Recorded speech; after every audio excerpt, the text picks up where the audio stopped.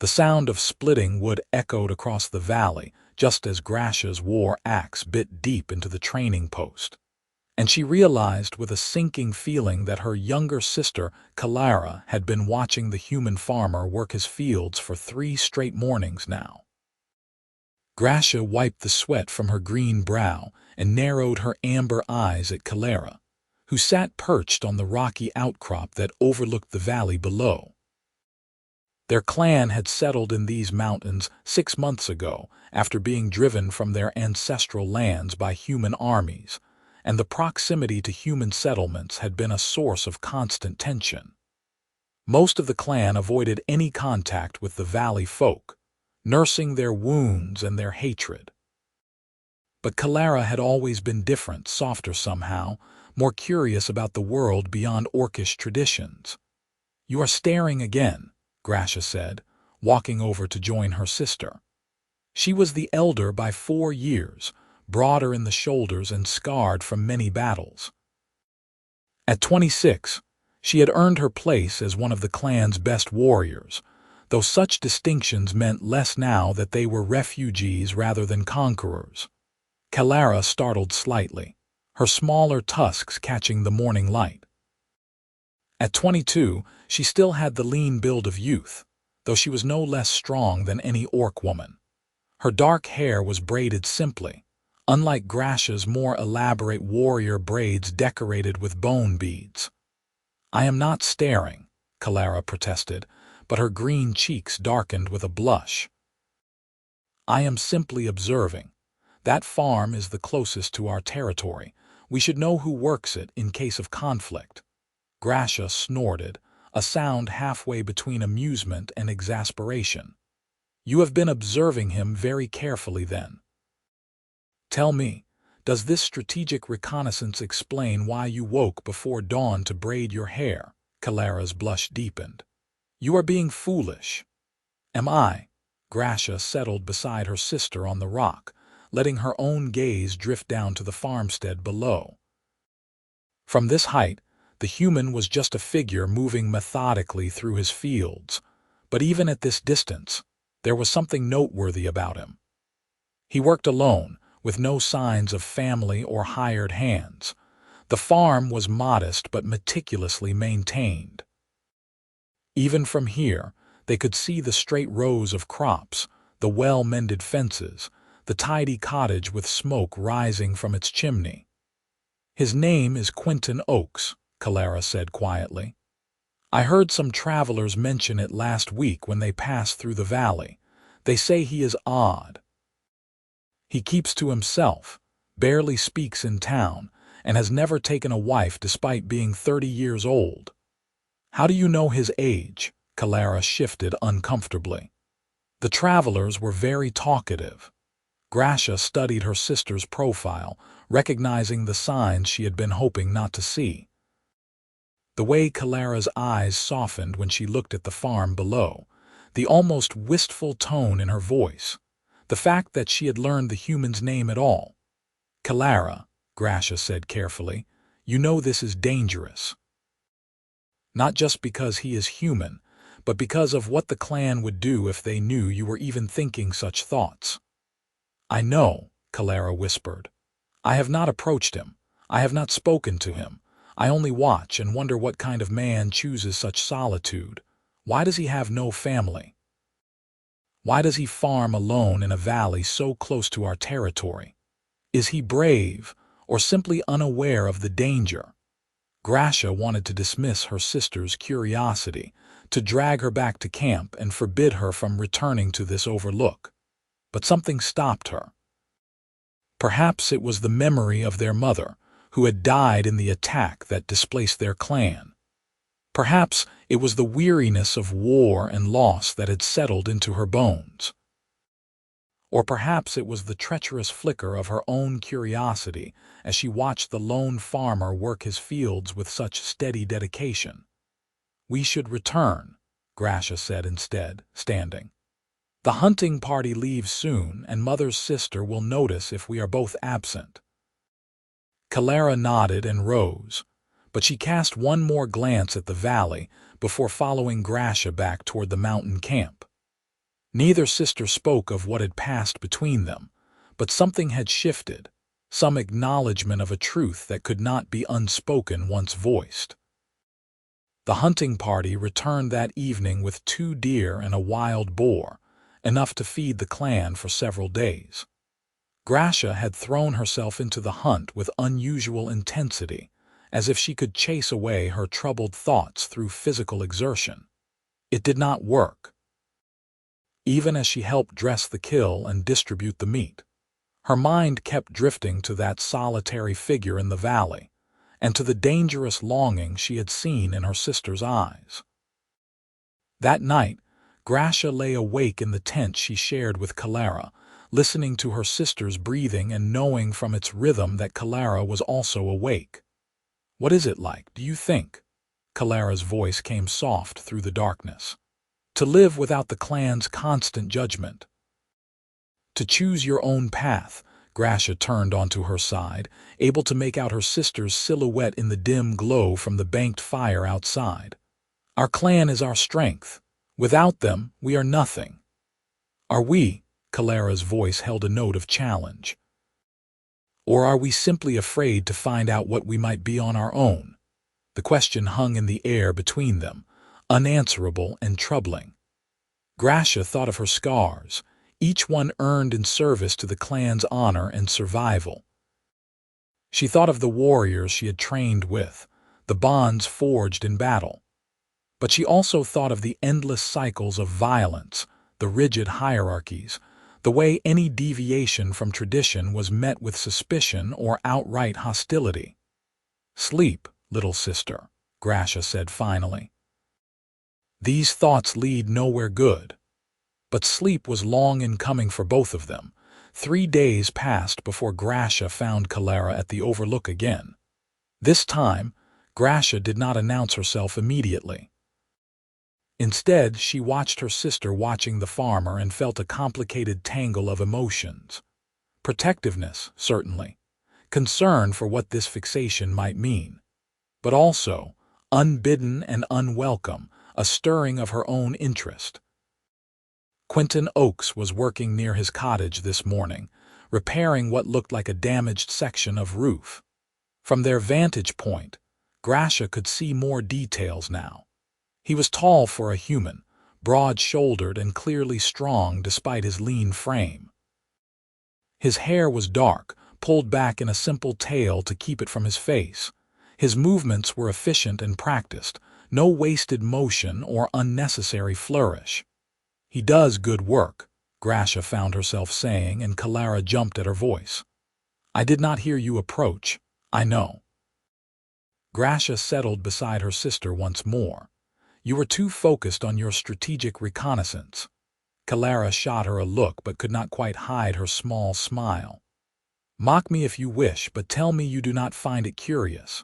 A human, living alone so close to orcish territory, yet showing no fear.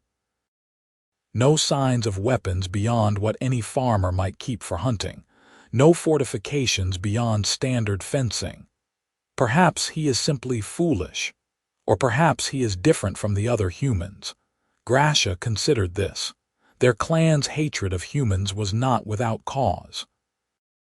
They had been driven from their lands, seen their people killed, their homes burned. The human armies had shown no mercy, no willingness to negotiate or compromise. But this man had not been part of those armies. He was just a farmer, working his land in quiet isolation. "Even if he is different, it changes nothing," Grasha said. "You are orc, he is human. The clan would never accept such a union, and his people would likely kill him for even considering it." "I know," Kelara said quietly, "but I cannot stop wondering, what if things could be different? What if not all humans are our enemies?" Before Grasha could respond, something unexpected happened in the valley below. Quinton suddenly straightened on his roof, his attention focused on something beyond their line of sight.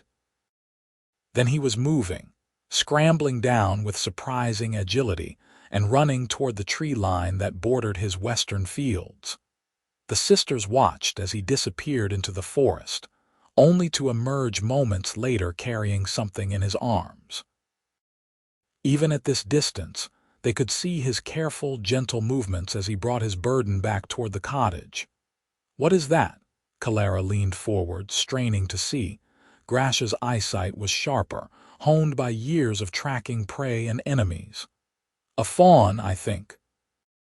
Injured, from the way he carries it." They watched as Quinton took the young deer into his cottage. Smoke continued to rise from his chimney, and he did not emerge again for some time. When he finally did, he was empty-handed, and he returned to his roofing work as if nothing unusual had occurred. "He saved it," Kelara breathed. "He could have killed it for meat, but he chose to help it instead." Grasha said nothing, but something in her chest tightened. It was one thing to observe a human from a distance, to catalog his routines and habits. It was another thing entirely to witness an act of uncalculated kindness, the sort of mercy that served no practical purpose beyond the simple desire to reduce suffering. "I am going down there," Kelara said suddenly, standing. "No." Grasha grabbed her sister's arm. "Kelara, no. This is madness." "I have to know," Kelara said, and there was a fierce determination in her eyes that Grasha recognized all too well. It was the same look their mother had worn when she made her final stand to cover their clan's retreat. "I have to know if there are humans capable of seeing us as more than monsters. And if he is one of them, perhaps there is hope for something beyond endless war. The clan will exile you if they discover this. Then they will not discover it." Kelara pulled free of Grasha's grip. "I will go at dusk, when the hunting parties have returned and the watch is focused on the other approaches. I will speak with him, nothing more. I will judge for myself whether he is worth this risk." Grasha wanted to argue, to physically restrain her sister if necessary. But she recognized the futility of it. Kelara had inherited their mother's stubbornness along with her gentle heart, and once she set her mind to something, no force short of violence would deter her. "Then I am coming with you," Grasha said grimly. "If you are determined to walk into danger, at least let me be there to pull you out of it." Kelara's expression softened. "You would risk exile as well. You are my sister, my blood. I cannot stop you from following your heart, but I can ensure you live long enough to regret it if things go poorly." Grasha tried to sound stern, but there was affection beneath the words. Kelara embraced her suddenly, fierce and grateful. "Thank you. Do not thank me yet. This human may take one look at us and raise an alarm. We may end up fighting our way back to camp or worse." "I do not think he will," Kelara said quietly. "I have watched him long enough. There is something different about him, something that makes me believe he will listen." Grasha hoped her sister was right, but she spent the rest of the day preparing for violence nonetheless. She checked her weapons, planned escape routes in her mind, and tried not to think about what they were about to do. Approaching a human willingly, in peace rather than battle, violated every instinct their people had cultivated over generations of conflict. As the sun began its descent toward the horizon, painting the valley in shades of amber and gold, the two sisters made their way down from the mountain. They moved silently, using the terrain and failing light to mask their approach. Grasha's heart pounded harder than it had in any battle, the uncertainty of what lay ahead more frightening than any known enemy. They reached the edge of Quinton's fields as dusk deepened into early night. Lights glowed in the cottage windows, and they could see his silhouette moving inside. The fawn was nowhere to be seen, presumably still recovering indoors. "How do we approach?" Grasha whispered. "If we simply walk up to his door, he may panic." Kelara worried her lower lip with her tusks, a nervous habit from childhood. "Perhaps we wait until he comes outside. He will need to tend to his animals before full dark." As if summoned by her words, the cottage door opened and Quinton emerged carrying a bucket. He walked toward the small barn that housed what looked like 2 cows and several chickens. His posture was relaxed, unsuspecting. Now or never, Kelara breathed, and before Grasha could stop her, she was stepping out from the tree line into the open. Grasha cursed under her breath and followed, keeping her hand near her weapon but not drawn. If this went wrong, she would have only seconds to react. Quinton had just reached the barn door when he sensed something and turned. His eyes widened as he took in the sight of 2 orc women standing in his yard, armed and imposing in the fading light. To his credit, he did not scream or run. He simply froze, the bucket hanging forgotten from one hand. For a long moment, no one moved or spoke. Grasha could hear her own heartbeat in her ears, could feel every muscle tensed for flight or fight. Beside her, Kelara seemed to have lost her nerve now that they were actually face to face with the object of her fascination. It was Quinton who broke the silence, and his words were not what Grasha expected. "You are a long way from the mountain," he said quietly.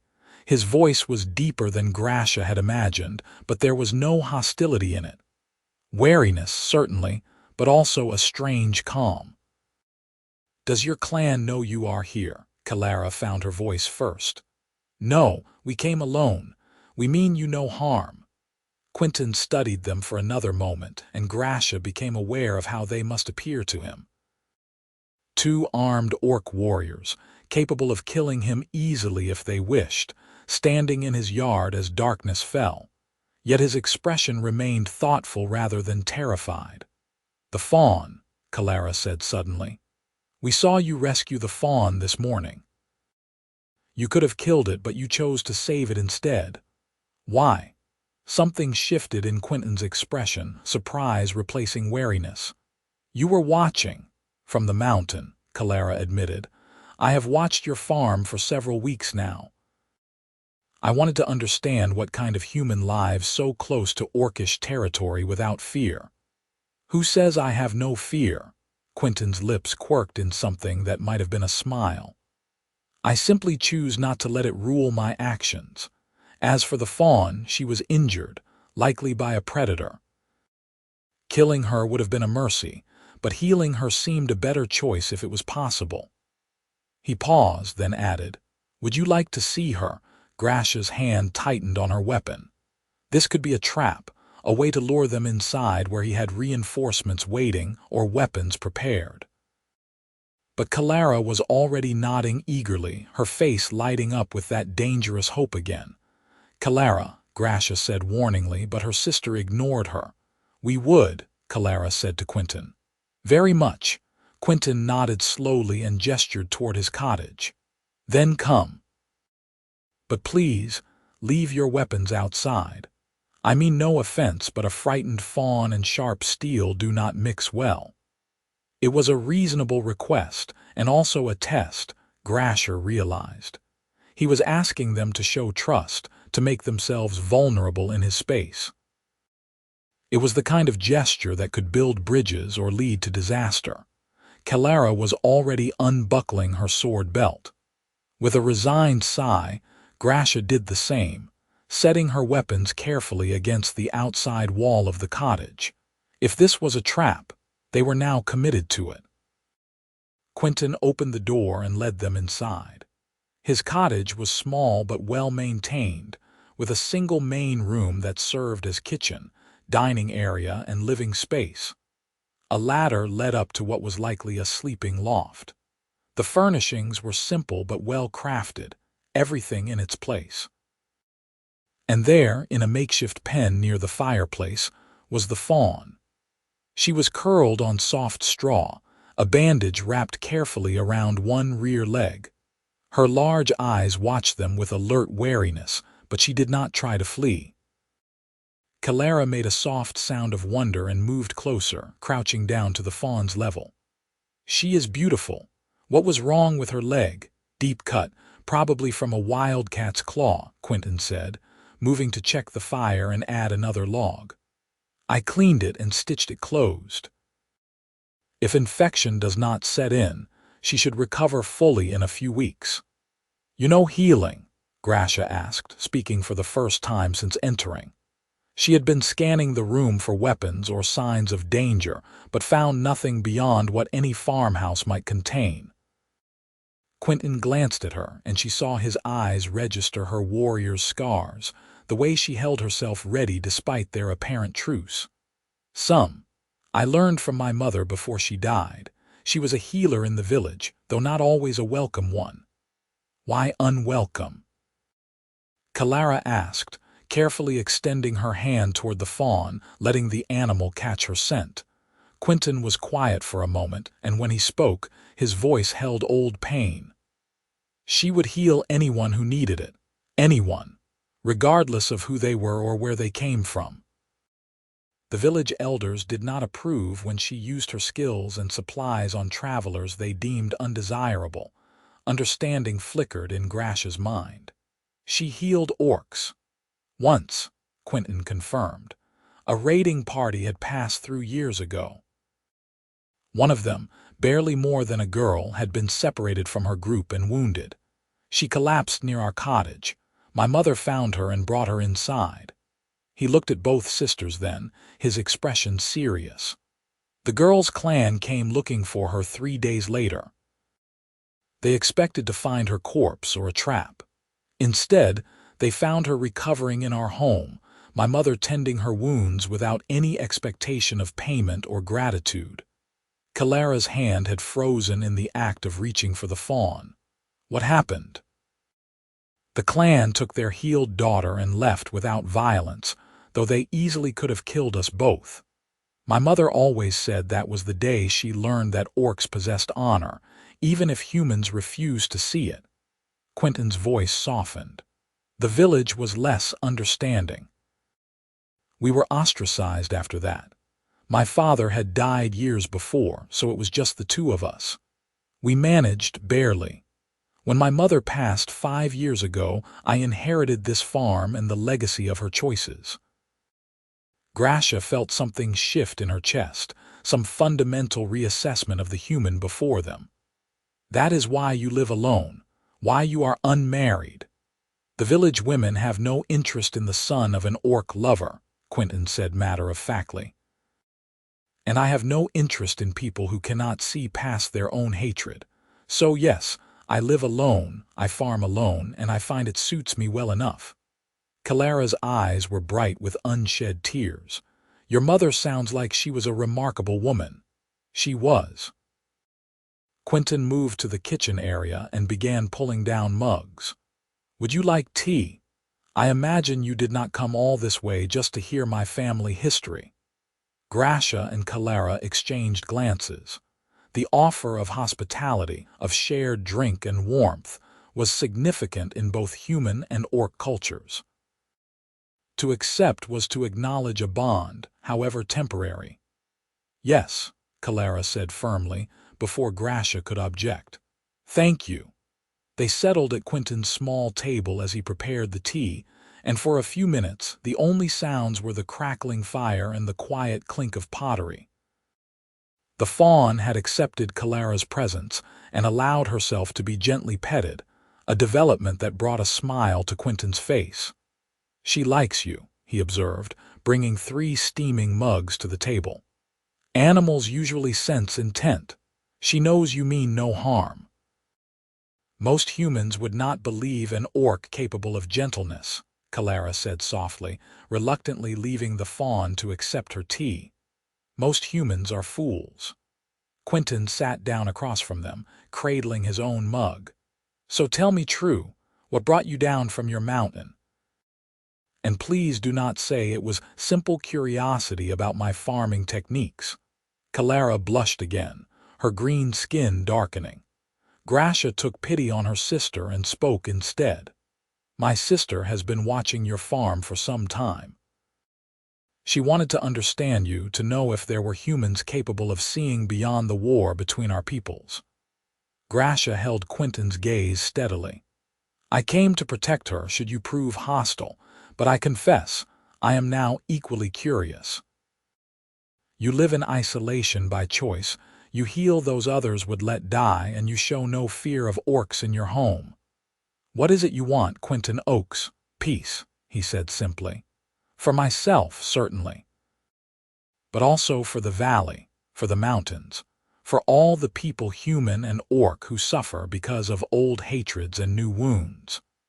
My mother used to say that every war ends eventually, and that someone must be brave enough to take the first step toward peace.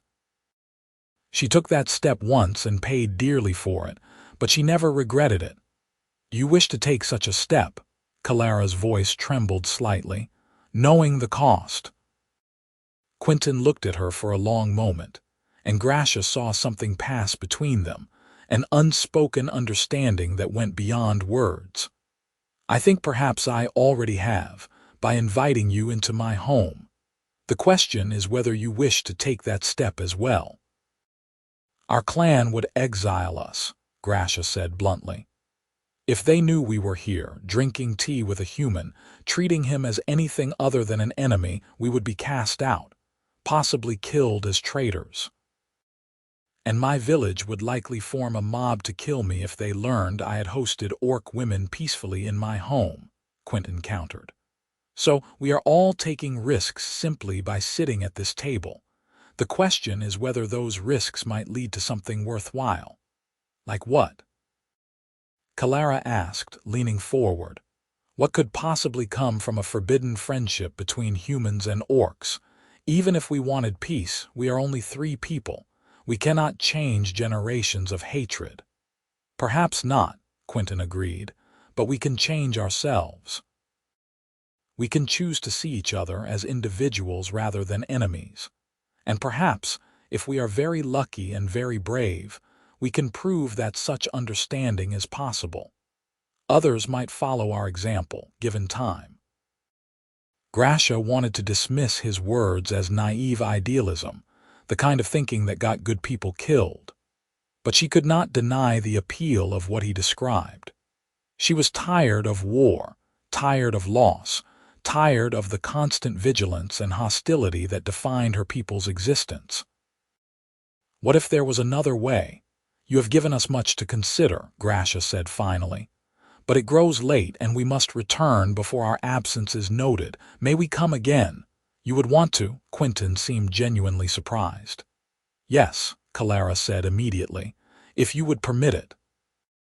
I would very much like to see how the fawn recovers, and to learn more about your mother's healing knowledge.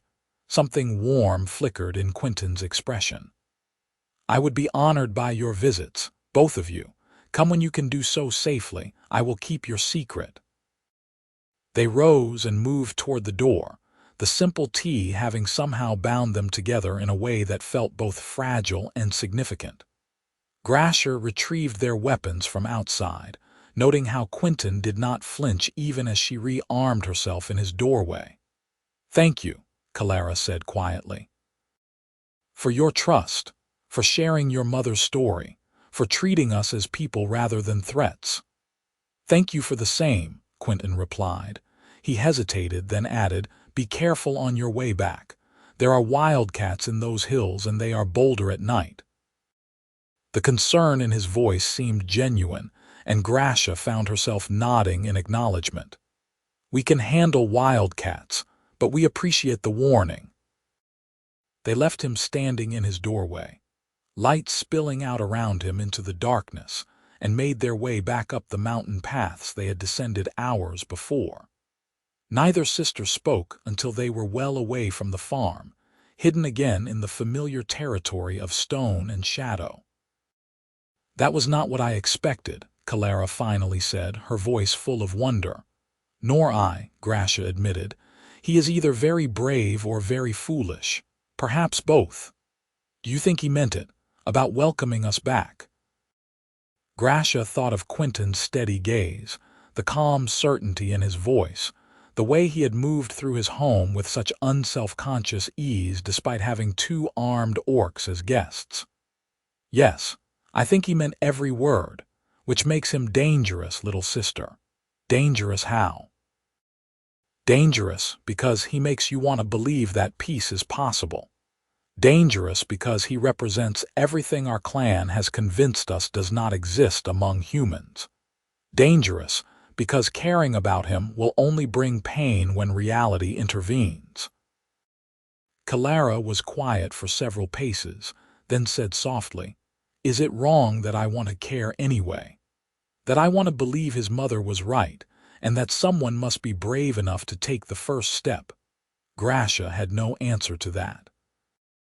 She only knew that as they slipped back into camp, unnoticed by the sentries who watched for external threats rather than internal defections, something fundamental had shifted in her understanding of the world, and she suspected that her life and her sister's life would never be quite the same.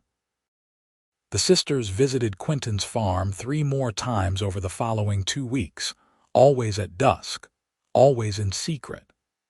Each visit lasted a few hours, filled with conversation and shared meals, and the slow building of something neither orc sister nor human farmer quite wanted to name.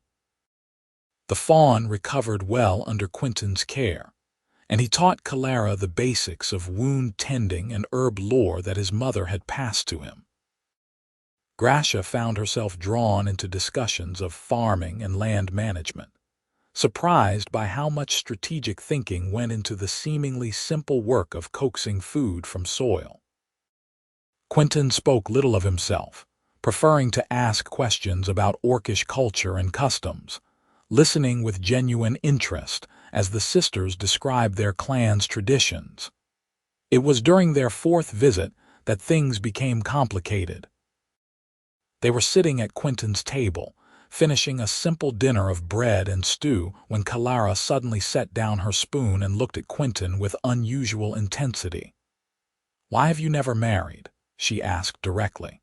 "Truly, is it only because of your mother's choices, or is there another reason?" Quinton's expression grew guarded. "Why do you ask?" "Because I need to know if your heart is free." Kelara's voice was steady despite the trembling of her hands. "Before I make a fool of myself by declaring that mine is not." The silence that followed was profound. Grasha felt her own heart lurch with a mixture of pride and terror at her sister's courage. This was the moment she had both feared and expected, the inevitable conclusion to weeks of growing attachment and forbidden feeling. Quinton's face had gone carefully neutral, though his knuckles were white where they gripped the edge of the table. "Kelara, you cannot mean—" "I do," Kelara interrupted. "I mean exactly what you think I mean. I have feelings for you, Quinton Oaks. Deep feelings that have grown with every conversation, every shared moment. I know it is impossible. I know there is no future for an orc woman and a human man, but I needed to speak the truth before it consumed me entirely." Grasha reached over and squeezed her sister's shoulder, offering silent support even as her mind raced through the implications. This changed everything. A secret friendship was one thing. Romantic feelings were quite another. Quinton stood abruptly and moved to the window, his back to them both. When he spoke, his voice was rough with emotion. "You do not know what you ask. The price for such feelings is higher than you imagine." "Then tell me," Kelara said, rising to face him. "Tell me the price and let me decide if I am willing to pay it." Quinton turned, and Grasha was startled to see tears in his eyes. "The price is hope, Kelara. The price is the possibility of happiness that can never be fulfilled. I am human. You are orc. Even if we somehow overcame the hatred of both our peoples, even if we found a way to be together, what kind of life could we have? Always hiding, always in danger, always separated by the simple facts of our existence." "Unless we chose not to hide," Kelara said quietly. "Unless we chose to face that danger together and to build something new from the ashes of old hatred. You speak of dreams. I speak of possibility." Kelara closed the distance between them. "Your mother took the first step once. You said you wished to follow her example. Was that a lie?" "No," Quinton whispered, but I never imagined the first step would lead to this." "To what?" Kelara asked, and there was naked vulnerability in her face. "Say it, Quinton. Tell me what you feel." Grasha watched as Quinton struggled with himself, saw the moment his defenses crumbled and truth emerged. "To loving you," he said hoarsely. "To lying awake at night thinking of you. To counting the hours until I might see you again. To wishing for the impossible and hating myself for wanting something that can only bring pain." Kelara made a sound between a laugh and a sob. "Then we are both fools together. Because I feel the same, and I too have spent countless hours warring with myself over the impossibility of it all." She reached out and took his hand, her green fingers intertwining with his pale ones. "But what if impossible simply means no one has been brave enough to try?" Grasha knew she should intervene, should pull her sister back from this precipice. But she could not make herself move. Because part of her, the part that had also been drawn to Quinton's quiet strength and gentle wisdom, understood exactly what Kelara felt. And seeing them together, human and orc, holding hands across the space that should have divided them, stirred something unexpected in her own chest. Not jealousy precisely, but a longing for what they had found, for the courage to reach across impossible divides toward connection and hope. "This is madness," Quinton said, but he did not let go of Kelara's hand. "Your clan will never accept it. My village will never understand. We would be alone against the world." "Would we?" Kelara glanced back at Grasha. "Sister, speak true. Could you accept such a union if we chose to pursue it?" Grasha met her sister's eyes and saw the desperate hope there, the need for approval and support. She thought of her mother, who had died defending the clan's honor. She thought of the countless warriors who had fallen in battles against human armies. She thought of all the reasons she should refuse, should drag Kelara away from this dangerous human who threatened everything they had been raised to believe. But she also thought of Quinton saving the fawn, of him sharing his mother's story without bitterness or hatred, of the way he looked at Kelara with such obvious reverence and longing, of the possibility, however slim, that peace might truly be possible if someone was brave enough to reach for it. "Yes," Grasha heard herself say. "If this is truly what you want, I will support you. Though it costs me my place in the clan, though it makes me as much an outcast as you, you are my sister, my blood, and I will not abandon you." Kelara's eyes filled with tears. "Grasha." "But," Grasha continued firmly, standing to face them both, "you must understand what you are choosing. This cannot be a secret romance, stolen moments in the shadows. If you commit to this path, you must be willing to stand together openly, to face whatever consequences arise with honesty and courage. Half measures will only lead to greater disaster." Quinton and Kelara looked at each other for a long moment. Then Quinton spoke, his voice steady with newfound resolve. "You are right. If we do this, we do it properly, with honor and truth." He turned fully to face Kelara, still holding her hand. "In my culture, when a man wishes to commit himself to a woman, he asks her to marry him, to stand before community and gods and declare their bond publicly. Is there such a tradition among your people?" "Yes," Kelara breathed. "The warrior's pledge. A formal declaration of intent to bond, followed by a trial period, and then the joining ceremony if both parties still wish it. It is sacred, unbreakable once completed." "Then I would ask you properly," Quinton said, and to Grasha's astonishment he lowered himself to one knee before her sister. "Kelara, whose name I do not know fully, whose clan and history I have only begun to learn, I ask you to consider bonding with me. To stand together against whatever may come, to build a life that bridges our two peoples, and to prove that love is stronger than hate. Will you accept my pledge?" Kelara was crying openly now, tears streaming down her green cheeks. "Yes. Gods help me, yes. I accept your pledge, Quinton Oaks, and I offer mine in return. I vow to stand with you, to face judgment and hardship, and to never regret choosing you, no matter what price we must pay." They embraced then, and Grasha had to look away from the raw emotion on display. But she could not deny the rightness of it, the sense that something profound and necessary had just occurred in this small cottage. When they finally separated, both were smiling through their tears, and Quinton looked at Grasha with new seriousness. "You have my gratitude and my pledge as well, Grasha, for supporting your sister, for trusting me with her heart, and for your own courage in accepting this impossible situation." "I have accepted nothing yet," Grasha said dryly, though without real harshness. "You have pledged to each other, but that is only the beginning. Now comes the difficult part, deciding how to move forward without getting all three of us killed." Her words sobered them both, but before they could discuss practical matters, Kelara suddenly gasped and looked at Grasha with stricken eyes. "Oh no, sister, I have been so focused on my own feelings I did not consider yours."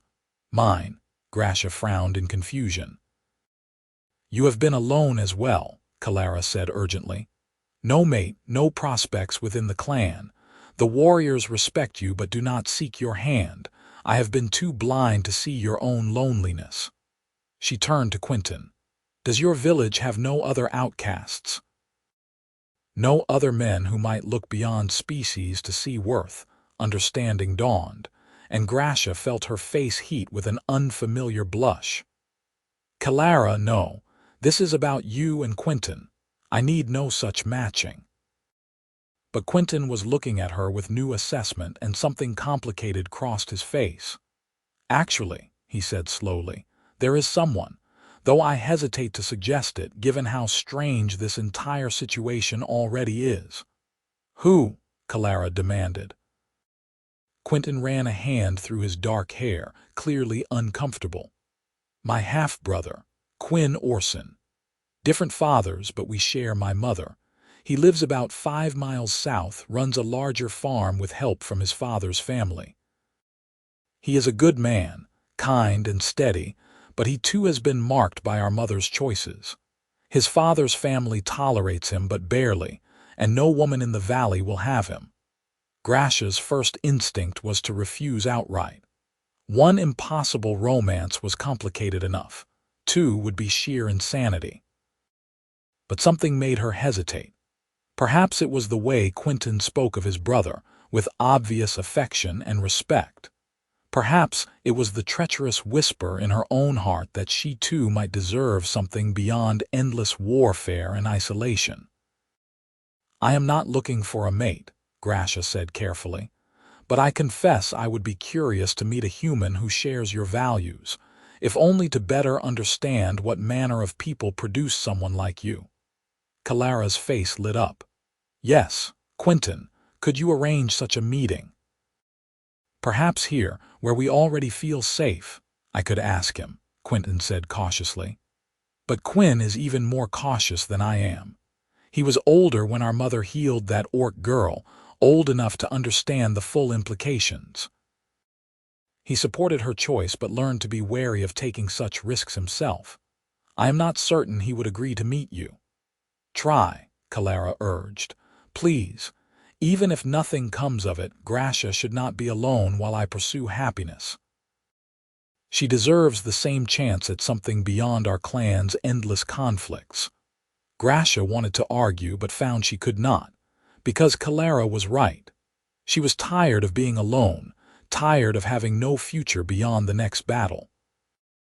And if her sister was brave enough to reach for the impossible, perhaps Grasha could be brave enough to at least consider it. "Very well," she said gruffly, "but I make no promises. And if your brother proves to be half the fool most humans are, I will not pretend otherwise simply to spare his feelings." Quinton actually smiled at that. "Noted. I will speak with Quinn tomorrow and send word if he is willing to meet. But for tonight, we should focus on more immediate concerns. If you two are truly committed to this bonding, We need to consider how to protect yourselves when the truth emerges." They spent the next hour discussing practical matters. Quinton's farm could provide shelter if Kelara was exiled from her clan, but it was perilously close to both orc territory and the human village. They would need supplies, weapons, and a plan for dealing with potential violence from either side. Grasha's warrior training became invaluable as she outlined defensive strategies and escape routes. By the time the sisters left that night, heading back up the mountain paths, they carried not just the weight of secret love, but also the heavy responsibility of trying to make that love survive in a hostile world. Grasha's mind churned with logistics and dangers, even as part of her wondered what this Quinn Orson might be like, and whether she was foolish to even consider meeting him. The next few days were tense. Kelara moved through their camp with barely suppressed joy that she struggled to hide, while Grasha found herself unusually distracted, scanning the valley more often than strictly necessary. On the third day after their momentous visit, Grasha spotted a figure walking the path between two farms, a tall man with light brown hair, moving with purpose toward Quinton's cottage. "That must be him," Grasha murmured. "The brother." Kelara joined her at the overlook, squinting down at the distant figure. "He looks bigger than Quinton, broader in the shoulders." "Most humans look similar from this distance," Grasha said dismissively, but her heart was beating faster than it should. "We cannot even be certain that is Quinn Orson." They received confirmation that evening when they made their way down to Quinton's farm under cover of dusk. Quinton met them at his door with nervous energy radiating from every line of his body. "Quinn is here," he said without preamble. "He agreed to meet you, though it took considerable convincing. Please be patient with him. He has more reason than I to fear this kind of contact." They entered to find a man standing near the fireplace, his posture defensive despite Quinton's obvious attempts to put him at ease. Quinn Orson was indeed larger than his half-brother, built like an ox with broad shoulders and muscled arms that spoke of hard physical labor. His hair was lighter, a sandy brown streaked with gold from sun exposure, and his eyes were a startling shade of blue. Those eyes fixed on the two orc women with a mixture of wariness and poorly concealed fascination. "Quinn, these are the women I told you about," Quinton said, moving to make introductions. "Kelara and Grasha, sisters from the mountain clan. They have been visiting for several weeks now, and we have become friends." "More than friends in your case," Quinn said, his voice a deep rumble. His gaze moved between Quinton and Kelara, noting their proximity, the way they unconsciously oriented toward each other. "You are not exaggerating about the complications." "No," Quinton agreed quietly. "But neither was I exaggerating about their character or the possibility they represent. Quinn, I know you remember what Mother taught us, about seeing people as individuals rather than enemies." "I remember," Quinn said. "I also remember the price she paid for that lesson, and I remember how you and I both suffered for years after she made her choice." He looked directly at Grasha then. "No offense intended to you or your sister, but my brother sees the best in everyone. I am less trusting." "Good," Grasha said bluntly, surprising everyone. "Trust should be earned, not given freely. Your wariness speaks of intelligence rather than prejudice. I would think less of you if you welcomed us without question." Something shifted in Quinn's expression, a flicker of respect. "You speak plainly." "I am a warrior. We have no use for pretty words or diplomatic dancing. Quinton asked you here because my sister believes I should not be alone while she pursues her impossible romance with him. I agreed to meet you mostly to satisfy her concern. But I will not pretend feelings I do not have, or feign interest simply to make this situation more symmetrical." Quinn's lips twitched in what might have been the start of a smile. At least you are honest." He moved away from the fireplace, his posture relaxing slightly. "Very well. I agreed to meet you, so let us converse like reasonable beings and see what comes of it." They settled around Quinton's table once more, and an awkward silence descended. It was Kelara who finally broke it, asking Quinn about his farm and his life in a gentle voice that gradually drew him out. He spoke haltingly at first, describing his land, his crops, his few remaining connections to his father's family. As he talked, Grasha found herself studying him with growing interest. Quinn Orson was not handsome in any conventional sense.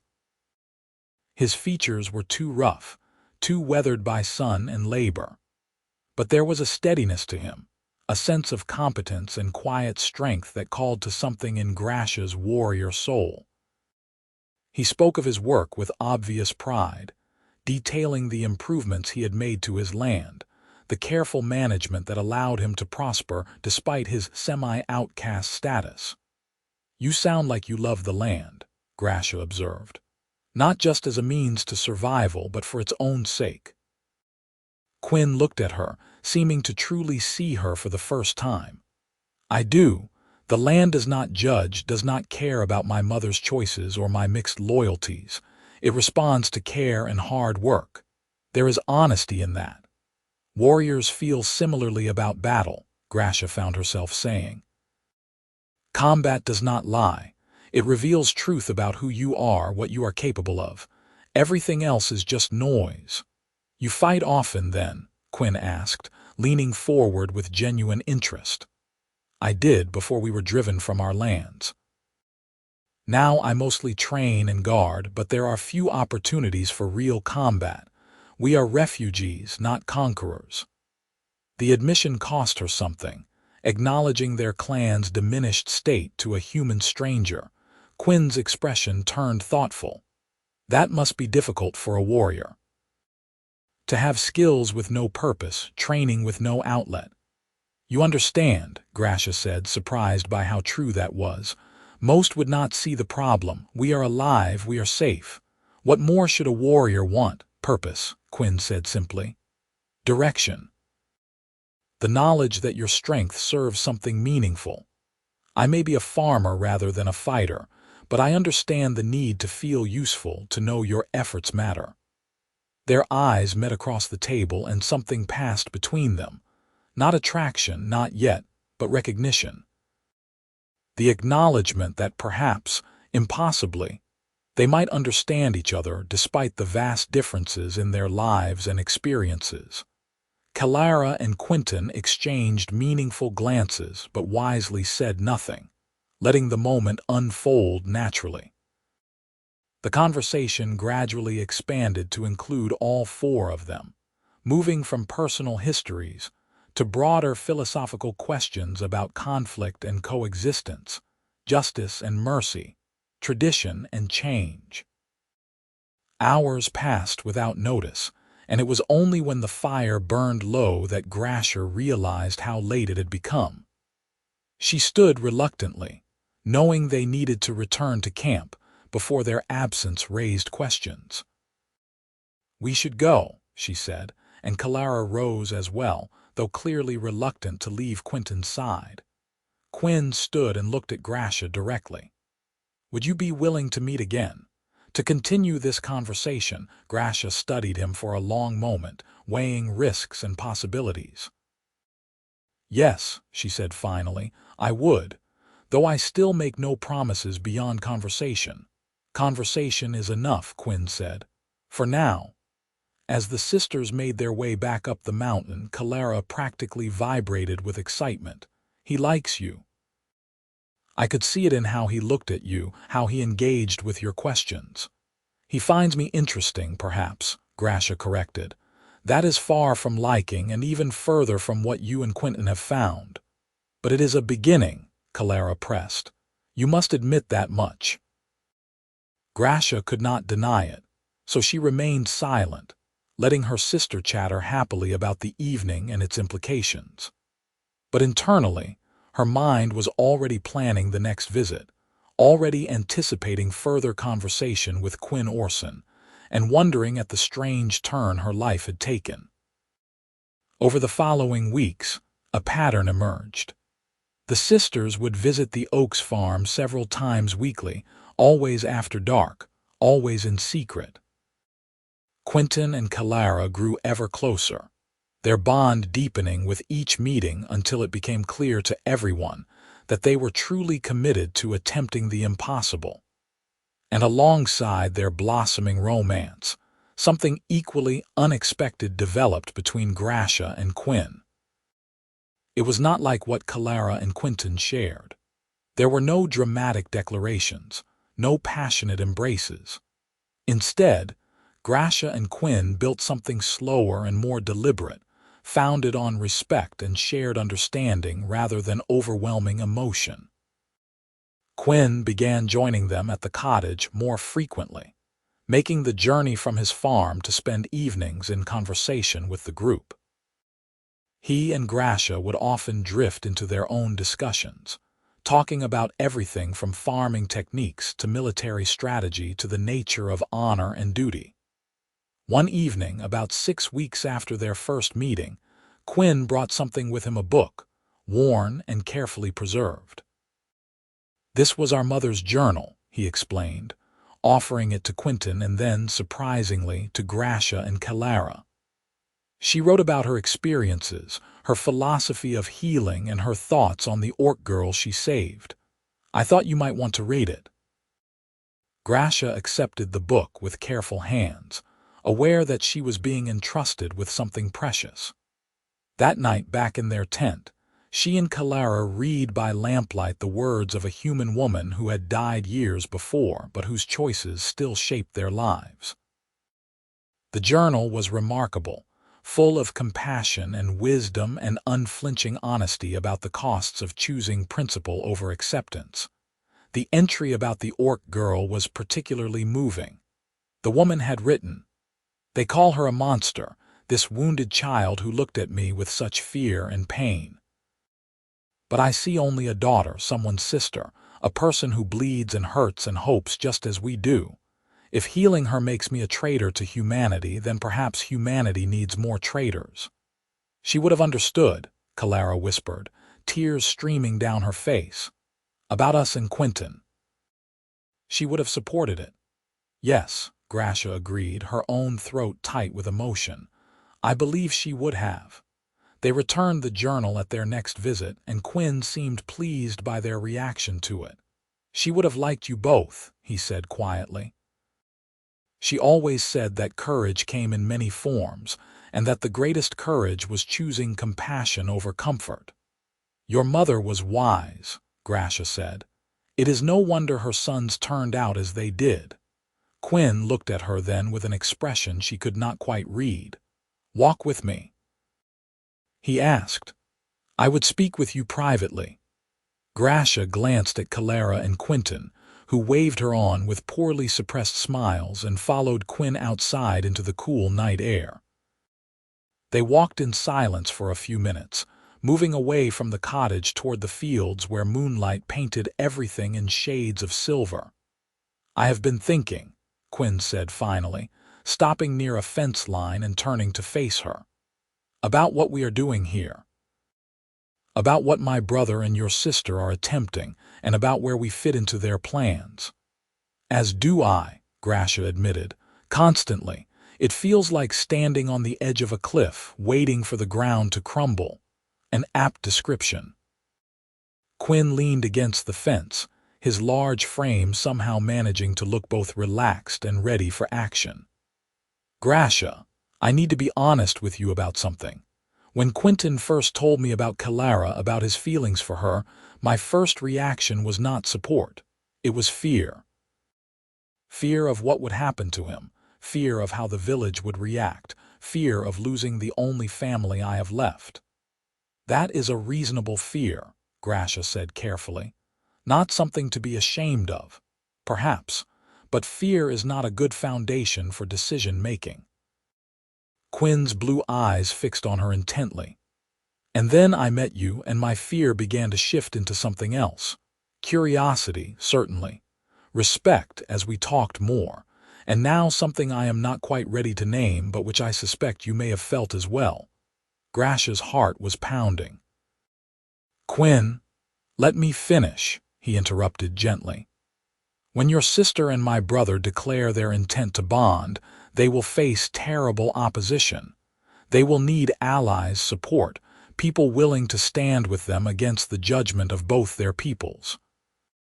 I have been considering whether I could be such an ally, whether I am brave enough to follow my mother's example and choose principle over safety. What does this have to do with what you feel toward me? Grasha asked, though she suspected she knew. Quinn smiled then, a real smile that transformed his rough features into something almost handsome. Everything. Because I have realized that my reasons for standing with them should not be solely about supporting Quinton. I should also have my own reasons, my own connection to the orcish people, my own stake in building bridges between our cultures. He took a step closer to her. Grasha, I am not eloquent like my brother. I do not have pretty words or romantic gestures, but I can offer you honesty and commitment. I can offer you partnership, respect, and the promise that if you choose to stand with me, I will never betray that trust. Grasha felt her breath catch. You are proposing a bonding between us. I am proposing that we consider it, Quinn corrected. That we explore whether what we have built these past weeks could become something more. I will not pretend to overwhelming passion or love at first sight. But I believe we could build something strong and lasting, something worth the inevitable hardships we would face. It was not the most romantic proposal ever made, but it was perhaps the most honest. Grasha considered it carefully, examining her own feelings with a warrior's discipline. She did not love Quinn Orson, not in the way Kelara loved Quinton. But she respected him deeply, enjoyed his company, and found herself thinking of him often when they were apart. More than that, she recognized in him a kindred spirit, someone who understood duty and honor, who valued actions over words, who could be counted on in times of trouble. I have never wanted a mate chosen for me by clan politics, Grasha heard herself saying. Never wanted to bond with someone simply because our families approved the match, or because it served some strategic purpose. I wanted to choose for myself, based on my own judgment and desire. And now. Quinn's voice was carefully neutral, but she could see tension in his shoulders. Now I find myself considering bonding with a human farmer, which would have been unthinkable mere months ago. Grasha shook her head in wonder. But you are right, Quinn Orson. We have built something worth preserving. And I believe we could build more, given time and commitment. So yes, I will consider your proposal. I will explore this possibility with you and see where it leads. Quinn's tension released in a rush of breath. Thank you. That is all I ask. They stood there in the moonlight, two unlikely figures from different worlds, and Grasha felt something shift in her chest. Not love, not yet, but the beginning of it. The recognition that this man, this human, might become someone important to her, someone worth fighting for. When they returned to the cottage, Kelara took one look at Grasha's face and let out a delighted squeal that made everyone jump. You said yes. Or you are considering it. I can see it in your expression.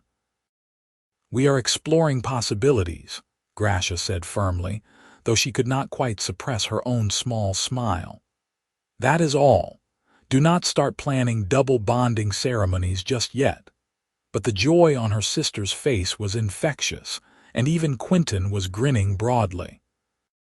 It seems our family is growing in unexpected directions, he said, raising his mug in a toast. To possibilities, and to the courage to pursue them. They all drank to that, and the evening took on a celebratory quality despite the very real dangers that still loomed over them. For a few hours, they allowed themselves to simply enjoy each other's company, to laugh and talk and imagine a future that might include all four of them together, building something new from the ruins of old hatreds. But reality could only be held at bay for so long. 2 nights later, as Grasha and Kelara prepared for another visit to the valley, they were intercepted by their mother's sister, a formidable warrior named Borga who served as one of the clan's senior enforcers. "Where do you go?" Borga demanded, her scarred face stern in the firelight. "You have been absent from camp many evenings lately. The elders have noticed." Grasha's mind raced, searching for a plausible explanation that would not reveal their secret. "Scouting," she said smoothly. "The valley humans have been more active lately. I wanted to ensure they pose no threat to our territory." Borga's eyes narrowed. "And you need your sister for this scouting, she who has never shown interest in warriors' work." "I am teaching her," Grasha improvised. "She should know how to track and observe in case we are ever separated during an attack." The explanation was thin, but Borga seemed to accept it. "Very well, but the elders wish to speak with you both tomorrow. There are matters to discuss regarding the clan's future." After Borga left, the sisters looked at each other with growing alarm. "They suspect something," Kelara whispered. "We need to warn Quinton and Quinn." They made their way down the mountain with extra caution, using every technique Grasha knew to avoid detection. When they arrived at the cottage, Quinton immediately sensed something was wrong. "What happened?" Grasha explained about the confrontation with Borga and the summons to meet with the clan elders. "I do not know what they want, but the timing is suspicious. It is possible someone has seen us coming and going or perhaps has followed us." Quinton's face went pale. "If they know about us, about our meetings, then we face the consequences," Kelara said firmly, moving to his side. "Together, that is what we pledged." Quinn, who had arrived earlier, stepped forward. "Perhaps it is time to stop hiding. If your clan is becoming suspicious and if our commitment to each other is genuine, should we not make it official? Present ourselves publicly and demand the right to be heard." "They will exile us," Grasha said bluntly. "Possibly try to kill the humans as enemies who corrupted clan members. There will be no hearing, no chance to explain. The elders are old and set in their ways." "Then we do not go to your elders," Quinn said. "We go to my village. We present ourselves there first, establish ourselves as a bonded unit, and then deal with your clan from a position of strength." Quinton was shaking his head. "The village will be no more accepting. They will form a mob, Quinn. You know they will." "Perhaps," Quinn acknowledged. "But at least in the village, there are laws, structures. The mayor will have to hear us out, even if only to determine what charges to bring. That gives us time to make our case, to appeal to whatever mercy or reason might exist." Grasha considered this carefully. It was risky, but no more so than continuing their secret meetings indefinitely. And Quinn was right. If they were going to pursue this path, they needed to stop hiding and start building something that could withstand public scrutiny. "We would need to prepare carefully," she said slowly. "Choose our timing and our words with precision, and we would need to be ready to fight our way clear if things go badly." "I would expect nothing less from a warrior," Quinn said with grim respect. "But I believe we have a better chance together, facing our opposition head-on, than we do trying to maintain this secret indefinitely." They talked deep into the night, planning and strategizing. It was decided that they would present themselves in the village first, in 3 days' time. That would give Kelara and Grasha time to gather their personal belongings and prepare for potential exile from the clan. The brothers would also prepare their farms for possible abandonment, securing what they could and making arrangements for livestock. But before any of that, there was one more crucial conversation to be had. Quinton looked at Kelara with profound seriousness. "If we are going to do this, We should formalize our bond first. Not a full ceremony, but at least the pledges. I want there to be no doubt about our commitment when we face the village. Kelara nodded, tears in her eyes. Yes, I want that too. They looked at Grasha and Quinn then, the question unspoken but clear. Quinn cleared his throat. Grasha and I have not known each other as long as you two have. But I believe we are committed to exploring this path together. If you are willing, Grasha, I would offer you a pledge as well. Not a full bonding, but a declaration of intent that we stand together in whatever comes. Grasha felt her own eyes sting with unexpected emotion. This practical, careful man was offering her something precious, not just his protection or partnership, but his public acknowledgement that she mattered to him, that they mattered to each other. I accept your pledge, she said formally, and I offer mine in return. I vow to stand with you, Quinn Orson, to face whatever may come with courage and honesty, and to build something worthy between us if we are granted the chance.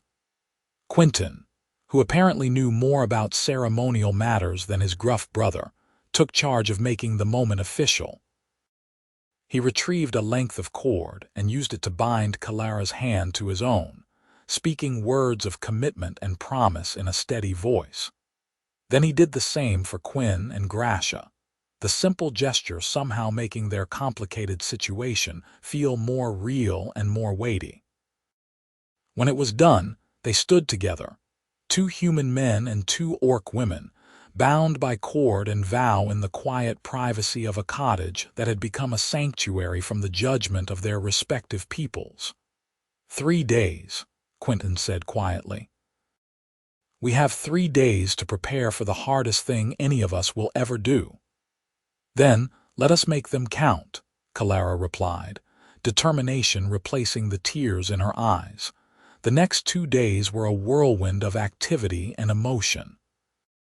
Grasha and Kelara moved through their clan camp with careful normalcy, even as they quietly gathered their few possessions and prepared for exile. Grasha found herself memorizing faces, storing up images of warriors she had trained with, elders who had taught her, children who looked up to her as an example of strength. All of it would be lost soon, forfeited for the sake of something most of her people would never understand or accept. The meeting with the elders turned out to be about increased human activity in the valley, traders and travelers who seemed to be scouting the mountain approaches. The elders were considering moving the camp deeper into the wilderness, away from potential conflict. Grasha and Kelara participated in the discussion, offering observations about the valley that they carefully did not attribute to their forbidden visits. They left the meeting unscathed but shaken, knowing how close they were to discovery. On the second night, Kelara woke Grasha in the dark hours before dawn. I am frightened, she admitted in a whisper. What if we are wrong? What if this destroys more than it builds? Grasha pulled her sister close, offering what comfort she could. Then we will have tried and failed with honor rather than hiding in shame. But I do not believe we will fail, little sister. I have seen how Quinton looks at you, how he moves to protect you even in our own meetings when you are in no danger. That is not a man who will abandon you when times grow hard. And Quinn, Kelara asked, do you truly care for him, or are you simply trying to support my choice? It was a fair question, and Grasha considered it carefully before answering. I did not come to care for him the way you love Quinton. There were no lightning strikes or instant connections. But over time, I have come to respect him deeply, to value his mind and his strength. I believe that could grow into love given time, and more importantly, I believe he could grow to love me as well. That is enough to build on. Kelara hugged her tighter. You are the bravest person I know. No, Grasha corrected gently.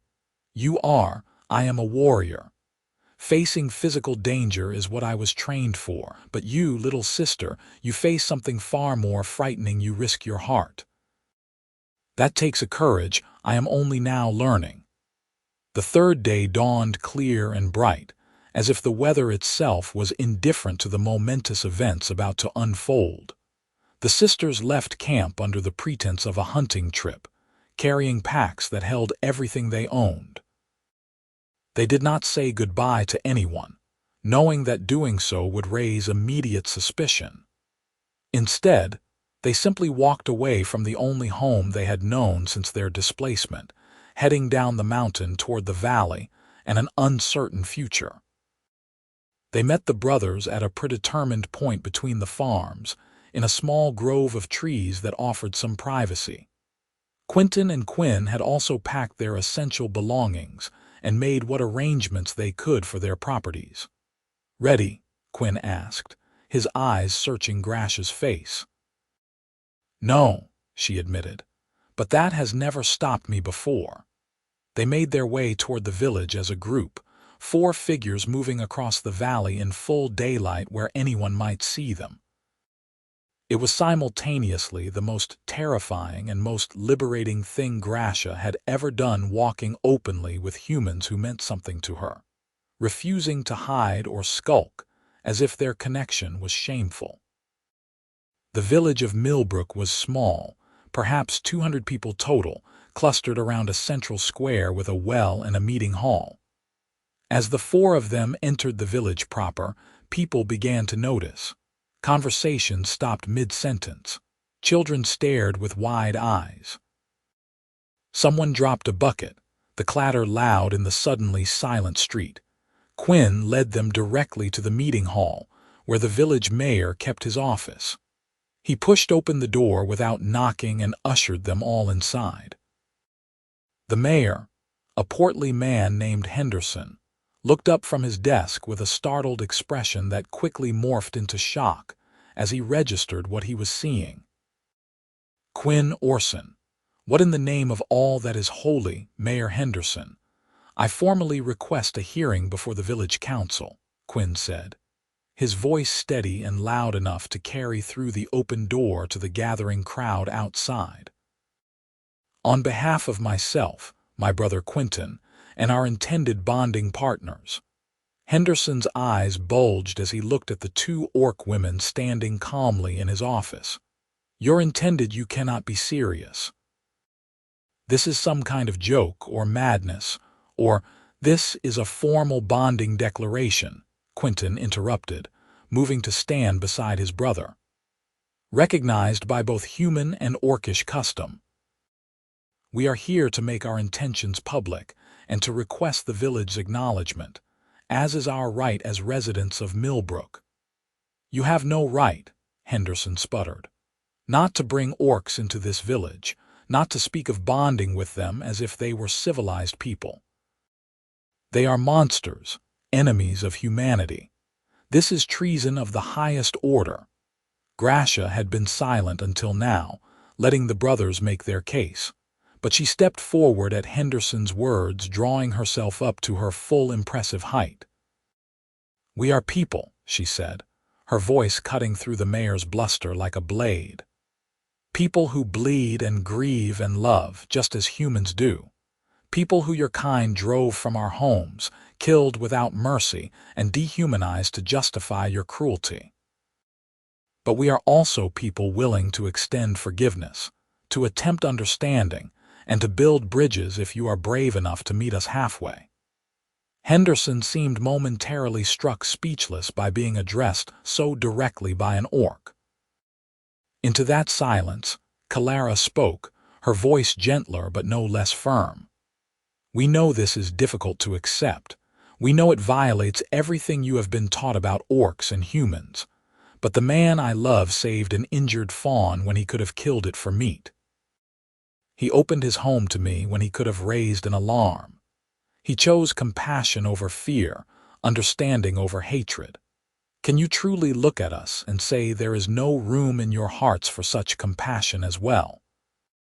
The crowd outside had grown significantly, and Grasha could hear murmuring voices rising in volume and anger. But there were also some quieter voices, asking questions rather than making accusations. Not everyone was immediately hostile, it seemed. Henderson recovered his composure and stood, his expression hardening. You ask me to condone something that goes against every law of nature and society. I will not. I call for these orcs to be detained as enemy combatants, and for the Orson brothers to be placed under arrest for collaboration with our enemies. On what grounds? Quinn demanded. What crime have we committed? Under what law is it illegal to form personal bonds across species lines? Under the law of common sense and public safety, Henderson shouted. Guards, seize them. 2 men moved forward from the crowd, but they seemed uncertain, hesitant to actually lay hands on the group. Before things could escalate further, an elderly voice rang out from the doorway. Wait. Everyone turned to see an old woman pushing through the crowd, supported by a younger man who was likely her grandson. She was tiny, bent with age, but her eyes were sharp and commanding. Martha Kren, Henderson acknowledged with visible unease. This matter does not concern you. Anything that concerns the Orson boys concerns me, the old woman said firmly. She moved closer, studying Grasha and Kelara with open curiosity rather than fear. I knew their mother. Mary Oakes was the finest healer this valley ever produced, and the kindest soul I ever met. If these boys have chosen to follow her example, then I will not see them condemned without a fair hearing. There is nothing to hear, Henderson insisted. The situation is clear. Is it? Martha looked at him sharply. Tell me, Mayor, who here has been harmed by these orcs? Has anyone been attacked, robbed, threatened? Or have they simply walked into our village asking to be heard? Murmurs ran through the crowd. No one could point to any actual harm or threat. The sisters had entered peacefully, made no aggressive moves, offered no violence. Martha turned back to Quinton and Quinn. Tell us plainly, boys, what is it you want from Millbrook? It was Quinton who answered. Only what any citizen should expect: the right to live our lives in peace, to form the families we choose, and to be judged by our actions rather than the accident of our birth species. We are not asking the village to love orcs, or even to understand our choices. We ask only that you allow us to exist without persecution, and if others of your kind come. Someone shouted from the crowd. If this opens the door to orc raids or invasion, Grasha answered that one. Our clan does not know we are here.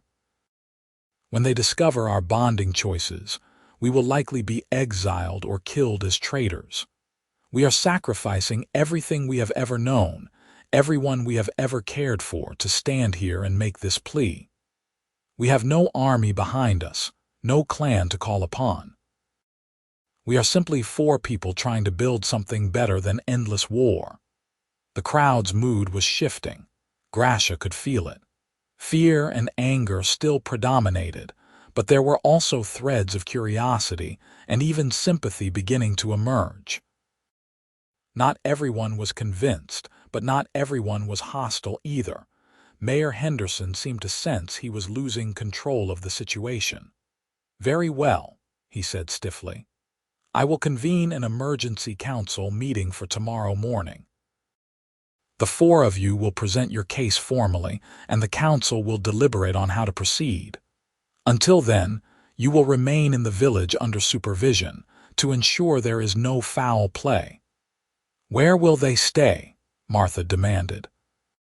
You cannot put them in the jail like common criminals when they have committed no crime. Henderson looked frustrated but trapped.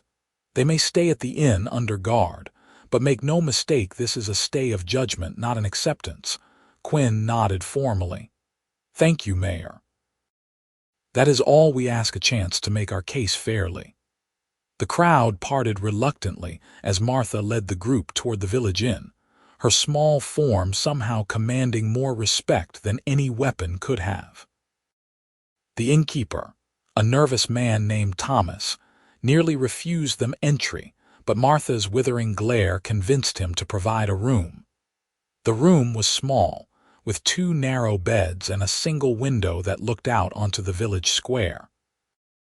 It was meant for travelers, not for a group facing possible execution, but it was shelter and relative safety.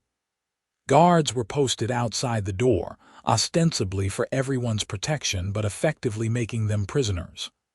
"Well," Quinton said once they were alone, "that could have gone worse." "Or better," Grasha countered, but without real heat. She moved to the window, watching the villagers below go about their business, many of them casting fearful or curious glances toward the inn. "At least we are not dead yet."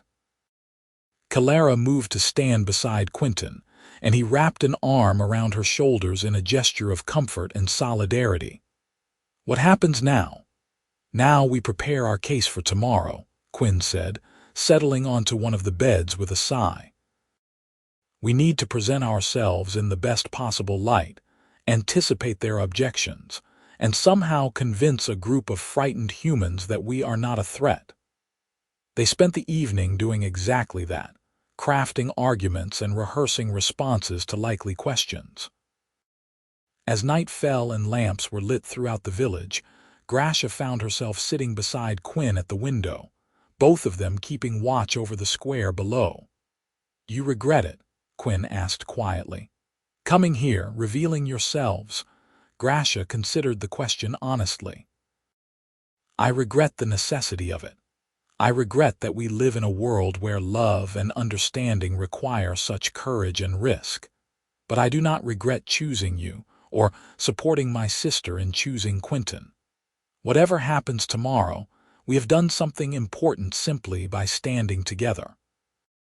Quinn reached over and took her hand, his rough farmer's palm warm against her calloused warrior's grip. "Whatever happens tomorrow, know that I am honored to stand with you, and that I am beginning to understand what love might feel like if we are given the chance to let it grow." Grasha felt her throat tighten with emotion. "As am I," she admitted softly. "As am I." They sat like that for a long time, watching the village settle into an uneasy night, knowing that morning would bring judgment and possibly disaster.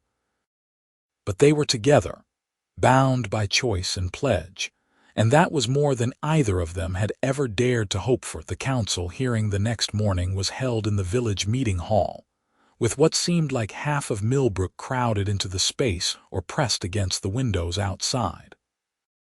The council consisted of Mayor Henderson and 4 other village elders, 2 men and 2 women who represented different trades and interests within the community. The 4 of them stood before the council, presenting as unified a front as possible. Quinton and Quinn had dressed in their best clothes, clean and respectable, despite being simple farmers' garb. Kelara and Grasha wore their clan's traditional tunics and leggings, decorated with the beadwork that indicated their family line and achievements. They had debated whether to appear more human-like in dress, but ultimately decided that pretending to be something they were not would undermine their entire purpose. Mayor Henderson called the session to order and outlined the situation for the council members who had not witnessed yesterday's confrontation. Then he turned to the group and said formally, "You have requested to be heard. The council is prepared to listen to your case. Speak." It was Quinton who stepped forward first, his natural eloquence serving them well. He spoke about his mother's legacy, about her belief that healing knew no boundaries of species or tradition. He described how meeting Kelara had opened his eyes to the possibility that his mother's vision of peace was not just idealistic dreaming, but achievable reality. He spoke with passion about his love for Kelara, about her kindness and courage, about how she had risked everything simply to understand whether humans could be more than enemies. When Quinton finished, Kelara spoke next, describing the orcish perspective, the pain of displacement, the cycle of violence and retaliation, the way both sides had dehumanized each other until genuine connection seemed impossible. But she also spoke of hope, of her belief that individual choices could ripple outward and change larger patterns. She spoke with such sincerity that even some of the hostile faces in the crowd seemed to soften. Quinn was more practical in his approach, addressing the economic and security concerns directly. He pointed out that hostile orcs would not send 2 unarmed women into the village alone. He noted that allowing peaceful coexistence with individual orcs who had proven their good faith could actually reduce conflict by demonstrating that there were alternatives to endless war. He spoke of his mother's pragmatic belief that building bridges was always cheaper than building walls. Finally, it was Grasha's turn. She had not prepared extensive remarks, preferring to speak from the heart. "I am a warrior," she began simply. "I have fought humans in battle. I have killed your kind and watched your kind kill mine. I have earned my scars in combat, and I do not regret defending my people when we were attacked. But I am also my mother's daughter, and she taught me that true strength lies not just in the ability to destroy but in the courage to build. To create rather than tear down. To choose hope over hatred even when hatred seems easier and safer." She paused, letting her gaze sweep across the council members and the crowd beyond. "You fear what we represent, and I understand that fear. Change is frightening. The unknown is frightening.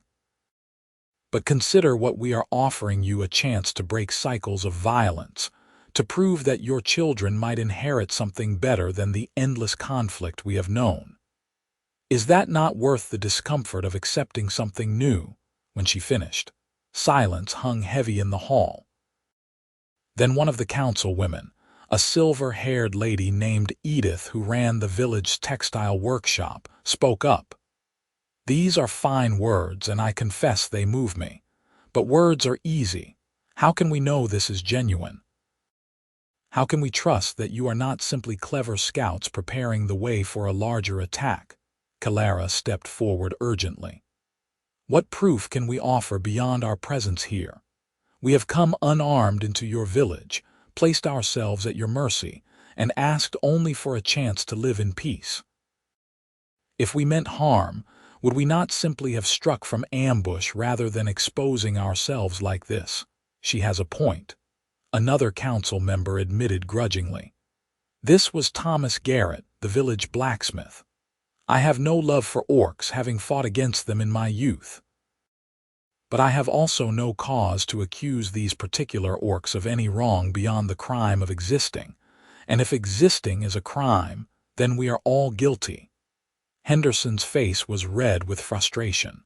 "This is madness. You are all being manipulated by sentiment and clever words. These are orcs, our enemies by nature and history. To accept them, to allow them to bond with our own people, is to invite disaster. Or to create opportunity." Martha Kren spoke up from where she sat in the front row. "Mayor, you are a practical man usually. Consider this practically. The orc clan in the mountains represents a constant threat to our valley. We have been waiting for an attack, preparing for war. But what if instead of war we could have contact, communication? These 4 could serve as bridges between our peoples, preventing misunderstandings before they escalate into violence. You suggest we make them ambassadors?" Henderson's tone was incredulous.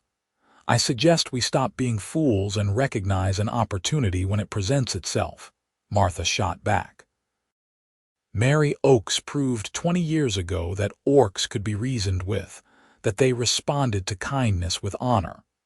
Her sons are offering us a chance to learn that lesson again.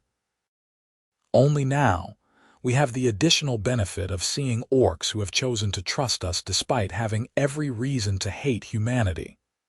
Murmurs ran through the crowd, some agreeing, others vehemently opposed. The council members conferred among themselves in low voices while the 4 waited with mounting tension. Finally, Edith spoke for the group. "We need time to deliberate properly. This is not a decision that can be made in haste. We propose to take the day to consider all aspects of the situation, to consult with other village leaders, and to reconvene tomorrow morning with a decision." "Another day of waiting," Quinton murmured, but he nodded acceptance. "We understand. Thank you for hearing us out." As they filed out of the meeting hall, Grasha noticed that some of the villagers were watching them with less hostility and more curiosity now. A few even nodded respectfully. It was not acceptance, but it was not complete rejection either. They had made progress, however small. Back in their room at the inn, the mood was cautiously hopeful. Kelara and Quinton held each other close, whispering private words of encouragement. Grasha moved to the window again, her habitual need to maintain awareness of their surroundings making her restless. Quinn joined her there, standing so close their arms almost touched. "You were magnificent," he said quietly. "The way you spoke about strength and courage, it moved people. I could see it." "I only spoke truth," Grasha replied. "Warriors understand strength. I simply translated it into terms they could understand. It was more than that." Quinn's blue eyes held hers. "You gave them a vision of what they could be if they chose courage. That is a gift, Grasha. Not everyone has the ability to inspire like that." Grasha felt heat rise in her cheeks, not from embarrassment, but from the warmth of his regard. "You give me too much credit. I do not think I give you enough." Quinn reached out and tucked a stray strand of her dark hair behind her pointed ear, the gesture tender and intimate. "I have been thinking about what I said before, about beginning to understand love. I believe I was wrong." Grasha's heart lurched. "Wrong how?" "Wrong because I am not beginning to understand it. I already do." Quinn's voice was rough with emotion. "I love you, Grasha. Not for what you might become, not for the strategic advantage of our bonding, but for who you are right now. For your strength and your wisdom, your courage and your fierce protectiveness of those you care for. I love you, and regardless of what the council decides tomorrow, I want you to know that." Grasha found herself unable to speak past the tightness in her throat. She had not expected this declaration, had not prepared herself for the overwhelming rush of feeling that accompanied it.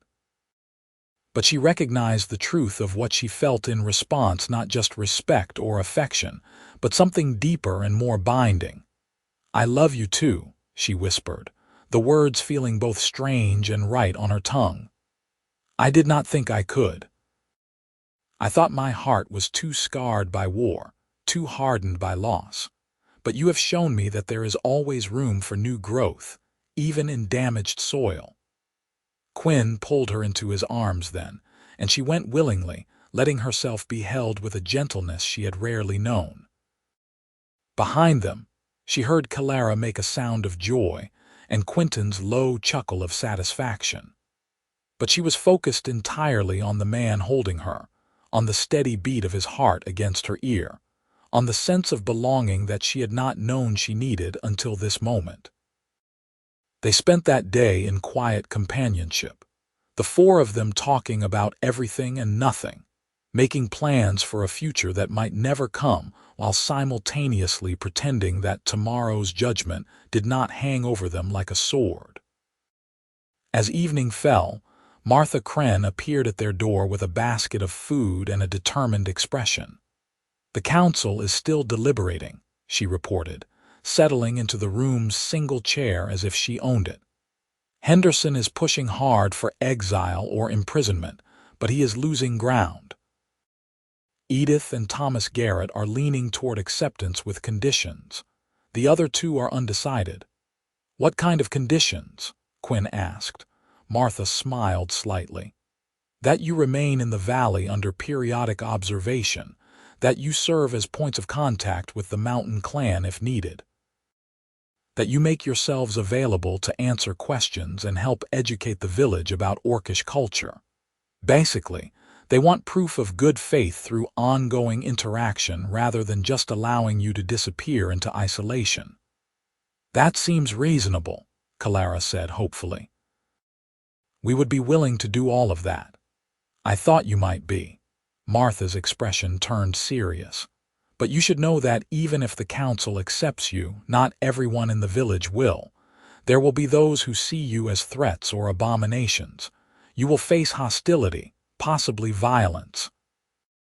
Your lives will not be easy. We know, Grasha said firmly. We have already accepted that reality. Difficulty is not the same as impossibility. No, it is not. Martha stood, preparing to leave. Mary Oakes would be proud of all of you. She always said that the first step was the hardest, but that each subsequent step became easier. You have taken the first step. Now we see if others are brave enough to follow. After Martha left, the four of them settled in for what would likely be a sleepless night. But as Grasha lay beside Quinn on one of the narrow beds, her head on his shoulder and his arms around her, she found herself feeling something unexpected contentment. Whatever tomorrow brought, she had this moment. She had found something worth fighting for beyond mere survival. She had found love. The next morning dawned gray and drizzly, as if the weather had finally decided to match the mood. They were escorted back to the meeting hall to find it even more crowded than the day before, as if the entire village had turned out for the verdict. The council members looked weary, suggesting they had indeed deliberated long into the night. Mayor Henderson called the session to order with obvious reluctance. The council has reached a decision regarding your petition. It was not unanimous and it comes with strict conditions, but it is a decision nonetheless. Grasha felt Kelara's hand slip into hers, squeezing tight. Quinn's arm pressed against her back, a solid presence of support. Henderson continued, reading from a prepared statement. The council has determined that while your request is highly irregular and without precedent, it does not technically violate any existing laws or statutes. Furthermore, the council acknowledges that you have shown no hostile intent and have in fact demonstrated considerable bravery in making yourselves vulnerable to our judgment. Therefore, we have decided to grant conditional acceptance of your bonding declarations and your residence in Millbrook Valley. A gasp ran through the crowd, some excited, many horrified. Henderson raised his hand for silence before continuing. The conditions are as follows. 1. You will reside within the valley where you can be reached if needed. 2. You will serve as points of contact with the Orcish mountain clan should communication become necessary. 3.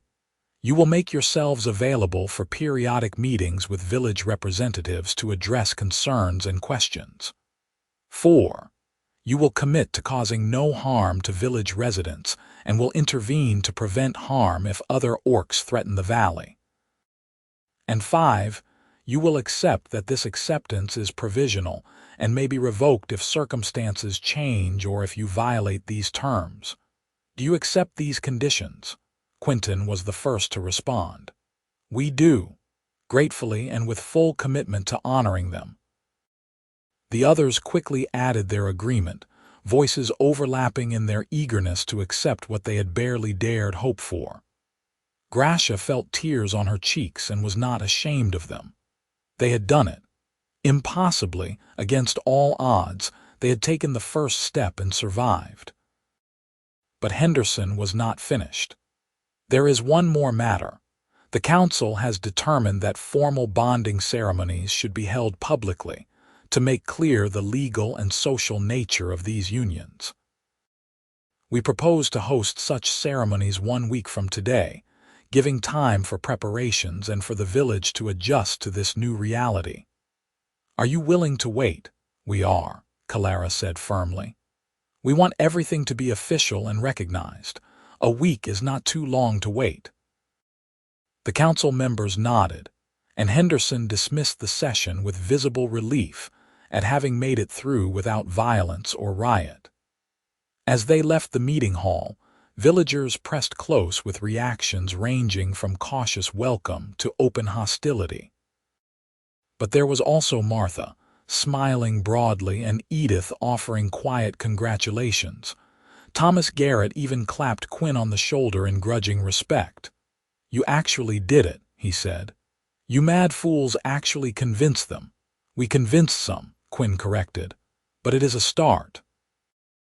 Over the next week, the dynamics in Millbrook shifted dramatically. The brothers returned to their farms, and Kelara and Grasha went with them, splitting time between the two properties and beginning the work of building lives together. Villagers began visiting cautiously, curiosity overcoming fear.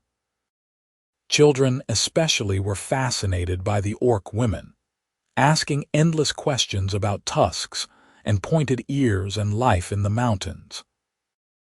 Grasha found herself demonstrating combat techniques for a group of young would-be warriors, teaching them basic defense moves while carefully avoiding anything too lethal.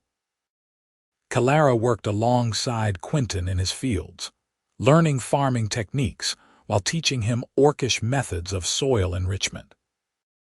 Quinn involved Grasha in his own farm's operations, and she discovered unexpected satisfaction in the rhythms of agricultural work, so different from warfare, yet requiring its own form of strategy and strength. But the week was not without challenges. One night, someone threw a rock through Quinn's window with a note attached. "Orc lover, traitor, leave while you still can." Quinn's jaw had set in a hard line as he read it, but he simply cleaned up the glass and replaced the window pane, refusing to be intimidated. Another day, Kelara was followed through the village by a group of teenage boys throwing insults and small stones. She endured it silently until Quinton appeared and scattered the boys with a few choice words about respect and courage. That evening, several parents showed up to apologize, claiming their sons had been led astray by older influences in the village who opposed the council's decision. Through it all, the four of them supported each other, learning to function as a unit rather than just two separate couples. They gathered for meals, helped with each other's work, and talked late into the night about dreams and fears and the life they were trying to build. But there was also the matter of Kelara and Grasha's clan. They had been gone for weeks now, and surely the clan had noticed. Grasha worried constantly about potential retaliation, about warriors coming down from the mountains to drag them back or simply kill them as traitors. She increased security around both farms, setting up warning systems and planning escape routes. On the fifth day, her fears proved justified. She spotted movement on the mountain paths, a group of warriors making their way down toward the valley with clear purpose. Grasha immediately sent word to Quinn's farm and prepared for confrontation. By the time the warriors arrived, all four of them were waiting, standing together in front of Quinton's cottage. There were 6 warriors, all of them familiar to Grasha. Leading them was Borga, their mother's sister, her face set in hard lines. The warriors fanned out in a semicircle, surrounding the cottage but not yet drawing weapons. "Traitors," Borga said, her voice carrying the weight of absolute condemnation. "You have shamed your mother's memory, betrayed your clan, and consorted with our enemies. The elders have decreed that you are no longer members of the clan. Your names will be struck from the family rolls. You are exiled, cast out, forbidden from ever returning to our lands." Grasha had expected this, but hearing it still hurt. She stood tall, refusing to show weakness. "We expected no less. We made our choice knowing the cost. But the elders are not without mercy," Borga continued, and her expression softened slightly. "They have sent me to deliver their judgment, yes, but they have also sent me to see the truth of the situation with my own eyes. To understand what could possibly drive 2 honorable women to such madness." Kelara stepped forward. "Aunt, we have found something rare and precious, love that transcends the artificial boundaries our peoples have erected. These men are good and honorable."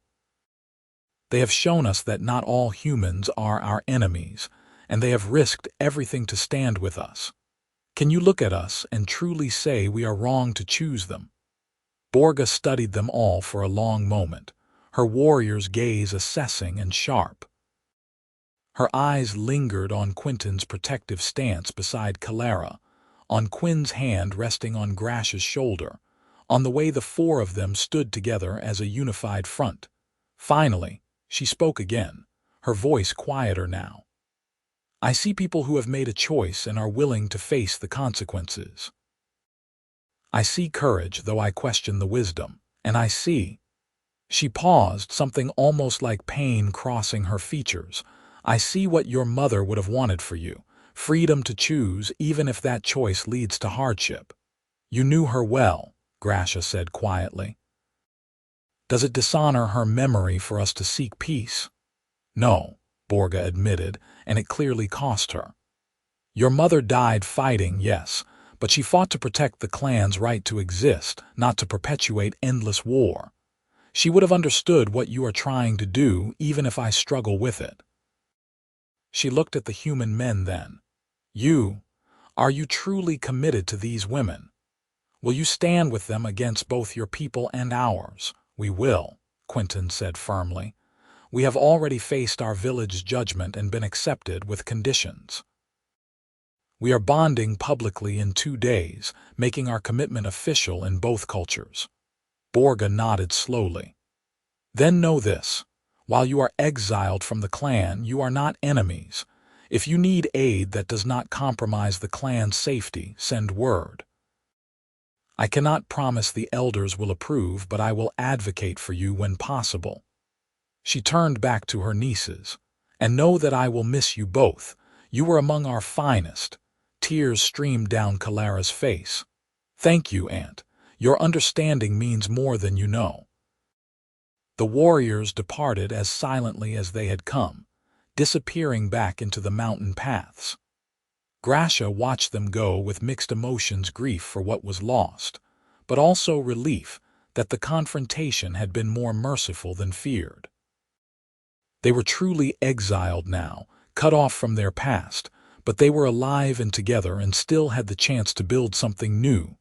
That night, as Grasha lay beside Quinn in the bed they now shared at his farmhouse, she spoke her thoughts aloud.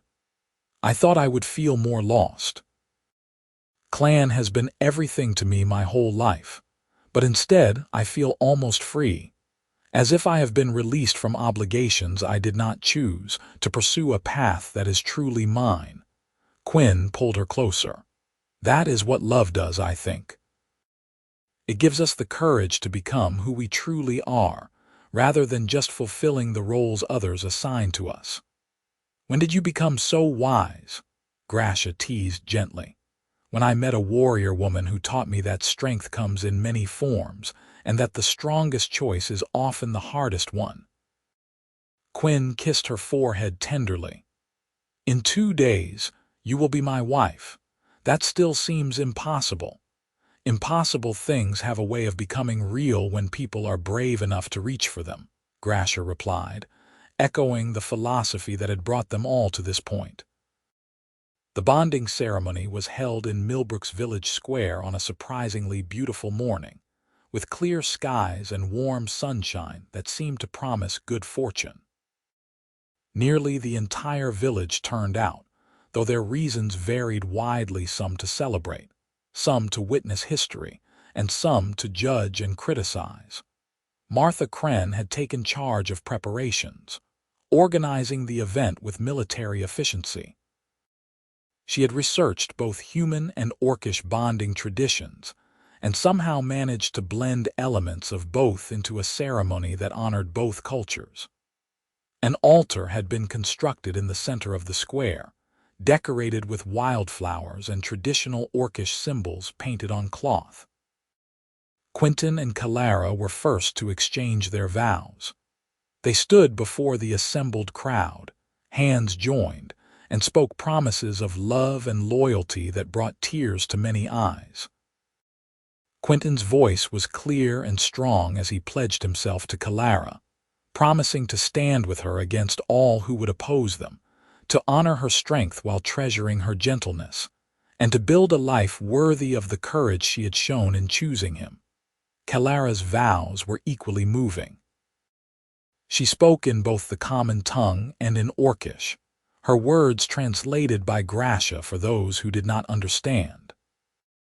She promised to teach Quinton the ways of her people while learning the ways of his, to bridge the gap between their worlds through their union, and to love him with all the fierce dedication her warrior's heart could summon.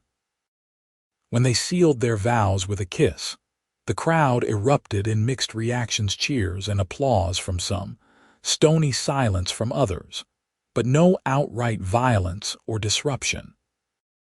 Henderson himself performed the legal portions of the ceremony with obvious discomfort but adequate dignity, making their union official under village law. Then it was time for Quinn and Grasha. As they took their places before the altar, Grasha felt her composure threaten to crack. This was really happening. She was bonding with a human, making a commitment that would bind them together for life according to both their traditions. Quinn seemed to sense her sudden nervousness. He squeezed her hands gently and spoke his vows with such sincerity that her fears evaporated. He promised to honor her warrior's spirit while providing a home where she could also find peace. He promised to stand as her shield against judgment and prejudice, to never ask her to be anything other than exactly who she was, and to love her with all the steady devotion his farmer's heart could provide. When it was Grasha's turn, she found words she had not planned, words that came straight from her soul. I have fought many battles and earned many scars, but the bravest thing I have ever done is stand here with you, choosing love over hatred, hope over fear. You have taught me that there are many kinds of strength, and that sometimes the greatest victory is simply refusing to become what others expect us to be. I promise to protect you, to support you, and to build a life with you that proves love is stronger than any force that would divide us. Their kiss was witnessed by hundreds, and this time the applause was louder, more genuine. Even some who had been skeptical seemed moved by the raw emotion on display. Henderson declared them bonded under village law, and Martha produced cords that she used to bind their wrists together in the traditional Orcish way, speaking words of blessing in a surprisingly passable Orcish accent. The ceremony concluded with a feast that Martha had somehow organized, bringing together food from both human and what Orcish traditions Kelara could remember. Villagers mingled cautiously with the newly bonded couples, offering congratulations ranging from enthusiastic to grudging. Edith presented both couples with handmade quilts, a traditional wedding gift in Millbrook. Thomas Garrett gave Quinn and Quinton each a set of fine farming tools he had forged himself. As the celebration continued into the afternoon, Grasha found herself standing at the edge of the square with Kelara, watching their husbands interact with various villagers who had questions about farming techniques and Orcish culture. "We did it," Kelara breathed, her eyes shining with joy. "Against all odds, we actually did it." "We did," Grasha agreed. "But you realize this is only the beginning, little sister.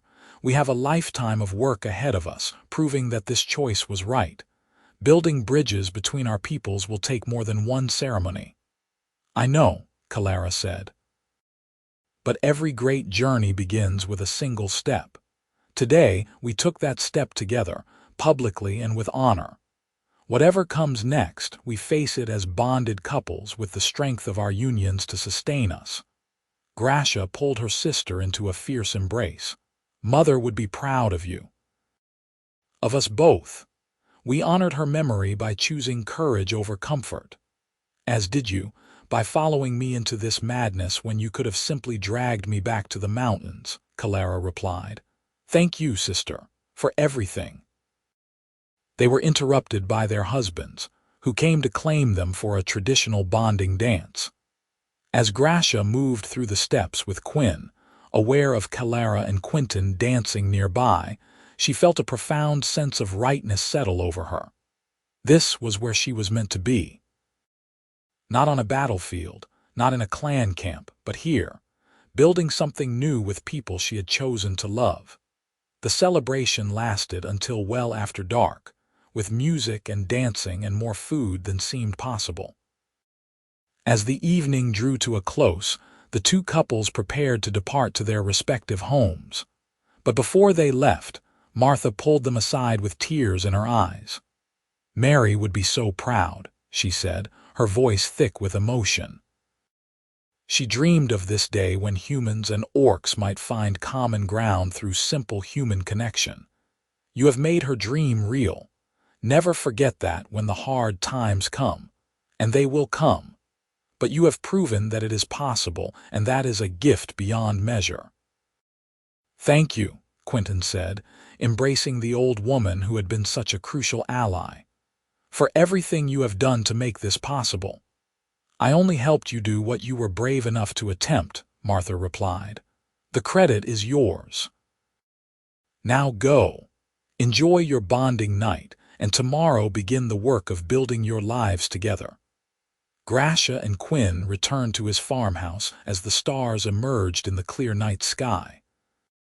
The house felt different now, not just Quinn's space but theirs, a shared home where they would build their future together.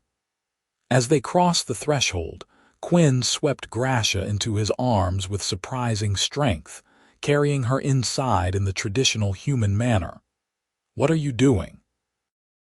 Grasha laughed, delighted despite the strangeness of the gesture. "Carrying my wife over the threshold," Quinn explained, setting her down gently once they were inside. "It is traditional, and I find I am rather fond of traditions that involve holding you in my arms." Grasha pulled him down for a kiss that quickly deepened, weeks of tension and uncertainty finally releasing into passionate connection. They made their way to the bedroom, shedding clothes and inhibitions, and consummated their union with a fierce tenderness that left them both breathless and profoundly satisfied. Later, lying tangled together in the darkness, Quinn spoke softly. "I love you, Grasha, my wife, my partner, my choice. And I love you, Quinn Orson, my husband, my home, my future." Grasha nestled closer, feeling his heartbeat steady against her ear. "Whatever comes next, we face it together." "Together," Quinn agreed, his arms tightening around her. "Always."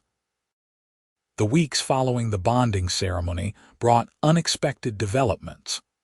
Word of the unprecedented union spread beyond Millbrook, carried by traders and travelers to other villages and settlements. Some responded with outrage and condemnation, but others reacted with curiosity and even cautious approval. A few other humans who had secretly harbored feelings for orcs they had encountered reached out, seeking guidance on how to navigate similar situations. More surprisingly, the mountain clan began to shift its stance toward the valley. Borga made several more visits, each time bringing small gifts and messages from various clan members who had not quite cut ties completely. It seemed that while the exile was still official, there was growing acknowledgement that perhaps Kelara and Grasha's choice had merit.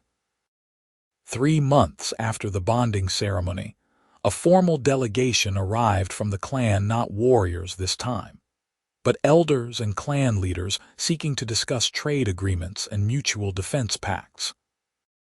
They met with Millbrook's council, with Kelara and Grasha serving as translators and mediators. And for the first time in generations, humans and orcs sat down to negotiate in good faith rather than preparing for battle. The negotiations were difficult and sometimes contentious, but they were also productive. Both sides recognized that cooperation served their interests better than continued hostility. Agreements were reached on boundaries, trade routes, and protocols for handling disputes. It was not perfect peace, but it was a start, Through it all, the two couples continued building their lives. Kelara discovered she was pregnant in the spring following their bonding, news that was greeted with joy tinged with uncertainty. No one knew what a human orc child might be like, but Kelara was determined to give their baby the best of both worlds.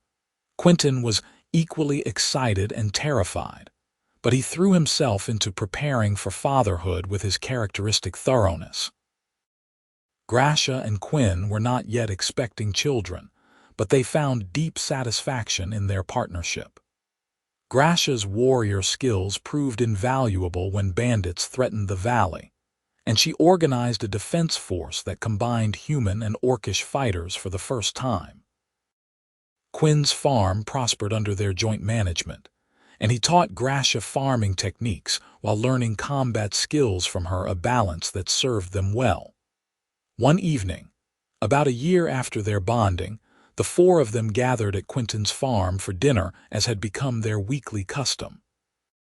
Kelara's pregnancy was showing clearly now, and she glowed with health and happiness. Quinton fussed over her constantly, earning both her affection and her exasperation. "You need to relax," Kelara told him for the 100th time. "I am orc. We are strong. This pregnancy is not a fragile thing." "But you are carrying my child," Quinton protested.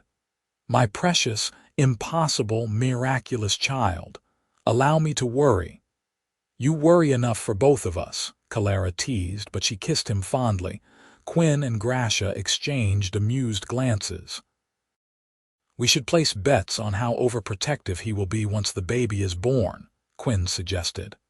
"No bet," Grasha replied. "We would both lose because we know he will be impossible."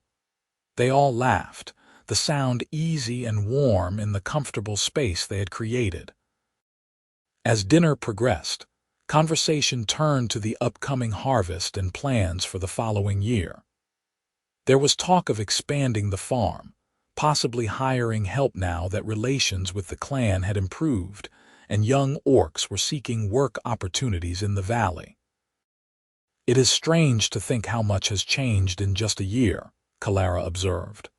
"A year ago, I was watching Quinton from the mountain, convinced that even speaking to him was impossible. Now we are married, expecting a child and helping negotiate peace treaties." "One person's choice can ripple outward," Quinton said, squeezing her hand. "You were brave enough to take that first step, and others have followed." "We were all brave," Grasha corrected. "Each of us made choices that could have destroyed us. But together, we created something stronger than fear or hatred." Quinn raised his mug in a toast. "To impossible choices that became reality, to love that bridges divides, and to the future we are building one day at a time."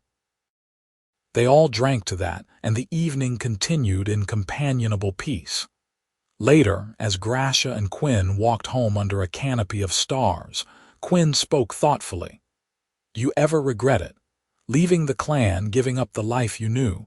Grasha considered the question seriously. "I regret the necessity of it. I regret that we live in a world where love requires such sacrifice. But I do not regret choosing you or the life we have built. I am more myself now than I ever was, as simply a warrior in service to the clan. You gave me the freedom to be fully who I am." "You gave me the same," Quinn said softly. "I was just a farmer, isolated and alone, going through motions without real purpose. You showed me that I could be more, that my life could matter beyond just surviving season to season." They reached their farmhouse and stood for a moment in the yard, looking up at the stars and the dark silhouette of the mountains against the night sky. Somewhere up there, the clan continued its life, changed but not destroyed by the choices two sisters had made. And here in the valley, humans and orcs were learning to see each other as more than enemies, inspired by the example of four people who had been brave enough to reach across impossible divides. "Come to bed," Grasha said finally, pulling Quinn toward the house. "Tomorrow we have work to do, and I want to be well rested." Always the practical warrior, Quinn teased, but he followed willingly. As they settled into bed together, wrapped in each other's arms, Grasha felt a contentment she had never imagined possible. She had found her home, not in a place or a clan, but in the heart of a man who saw her not as a monster or a weapon, but simply as Grasha woman, warrior, wife. And that, she reflected as sleep claimed her, was the greatest victory of all. 5 years later, on a warm summer afternoon, the valley hosted its annual harvest festival. What had once been a purely human celebration now included orcish participants, with families from the mountain clan traveling down to trade goods, share food, and socialize with their valley neighbors.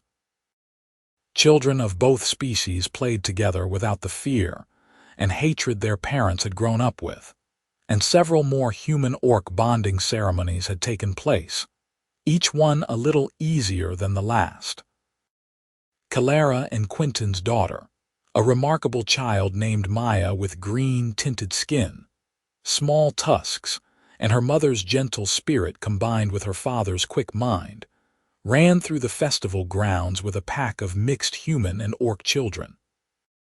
She was not the only mixed heritage child. Now others were growing up in the valley, living proof that the divide between species could be bridged through love. Grasha stood with Quinn, one hand resting on her own swollen belly.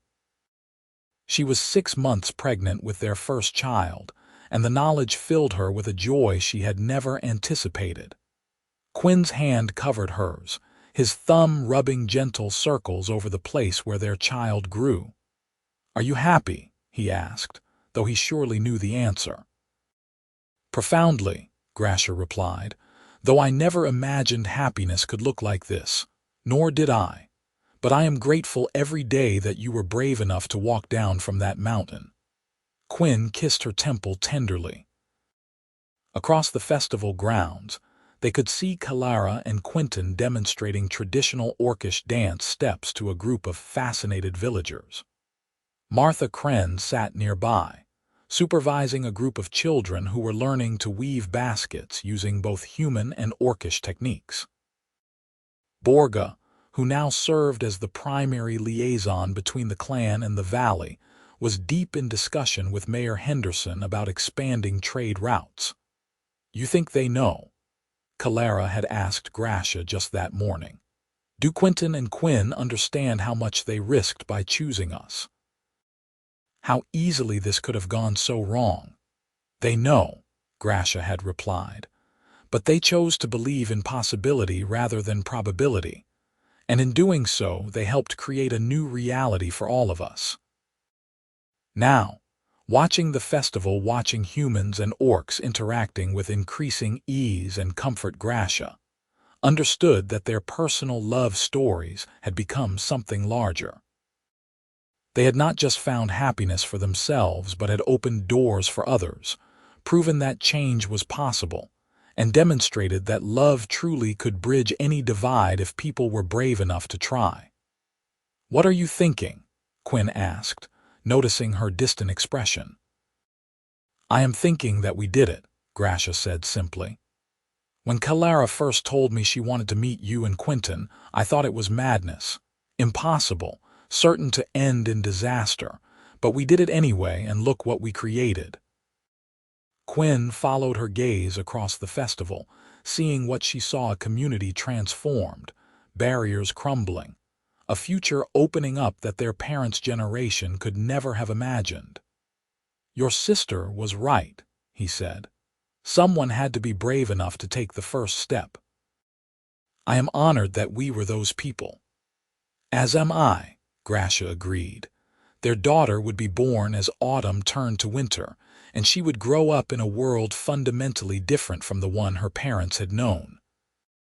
She would never understand the fear and hatred that had once defined human-orc relations, never know the pain of being forced to choose between love and loyalty to one's people. She would simply grow up knowing that her parents loved each other, that differences could be celebrated rather than feared, and that the world was full of possibility for those brave enough to reach for it. And that, Grasha reflected, was perhaps the greatest gift she and her sister and their impossible human husbands could give to the future, a world where love was not forbidden by species, where understanding could flourish, and where the next generation would build on the foundation they had laid. As the sun set on the harvest festival, painting the valley in shades of gold and amber, the four of them gathered together as had become their tradition: Kelara and Quinton, Grasha and Quinn, with Maya dancing between them. They stood close, these two couples who had defied expectations and changed their world through nothing more complicated than choosing love over fear. "To impossible things made real," Quinton said softly, and they all nodded in agreement. "To love that bridges all divides," Kelara added. "To courage and commitment," Quinn contributed. "To family," Grasha finished. "Chosen, not assigned. Built, not inherited. The greatest victory any warrior could claim." They stood together as the stars began to emerge in the darkening sky. Four people who had bet everything on the belief that the world could be better, that love was worth any risk, and that sometimes the bravest thing a person could do was simply reach out their hand and see if another would take it. They had been right, and the world they had helped create stood as testament to the power of that simple, profound truth.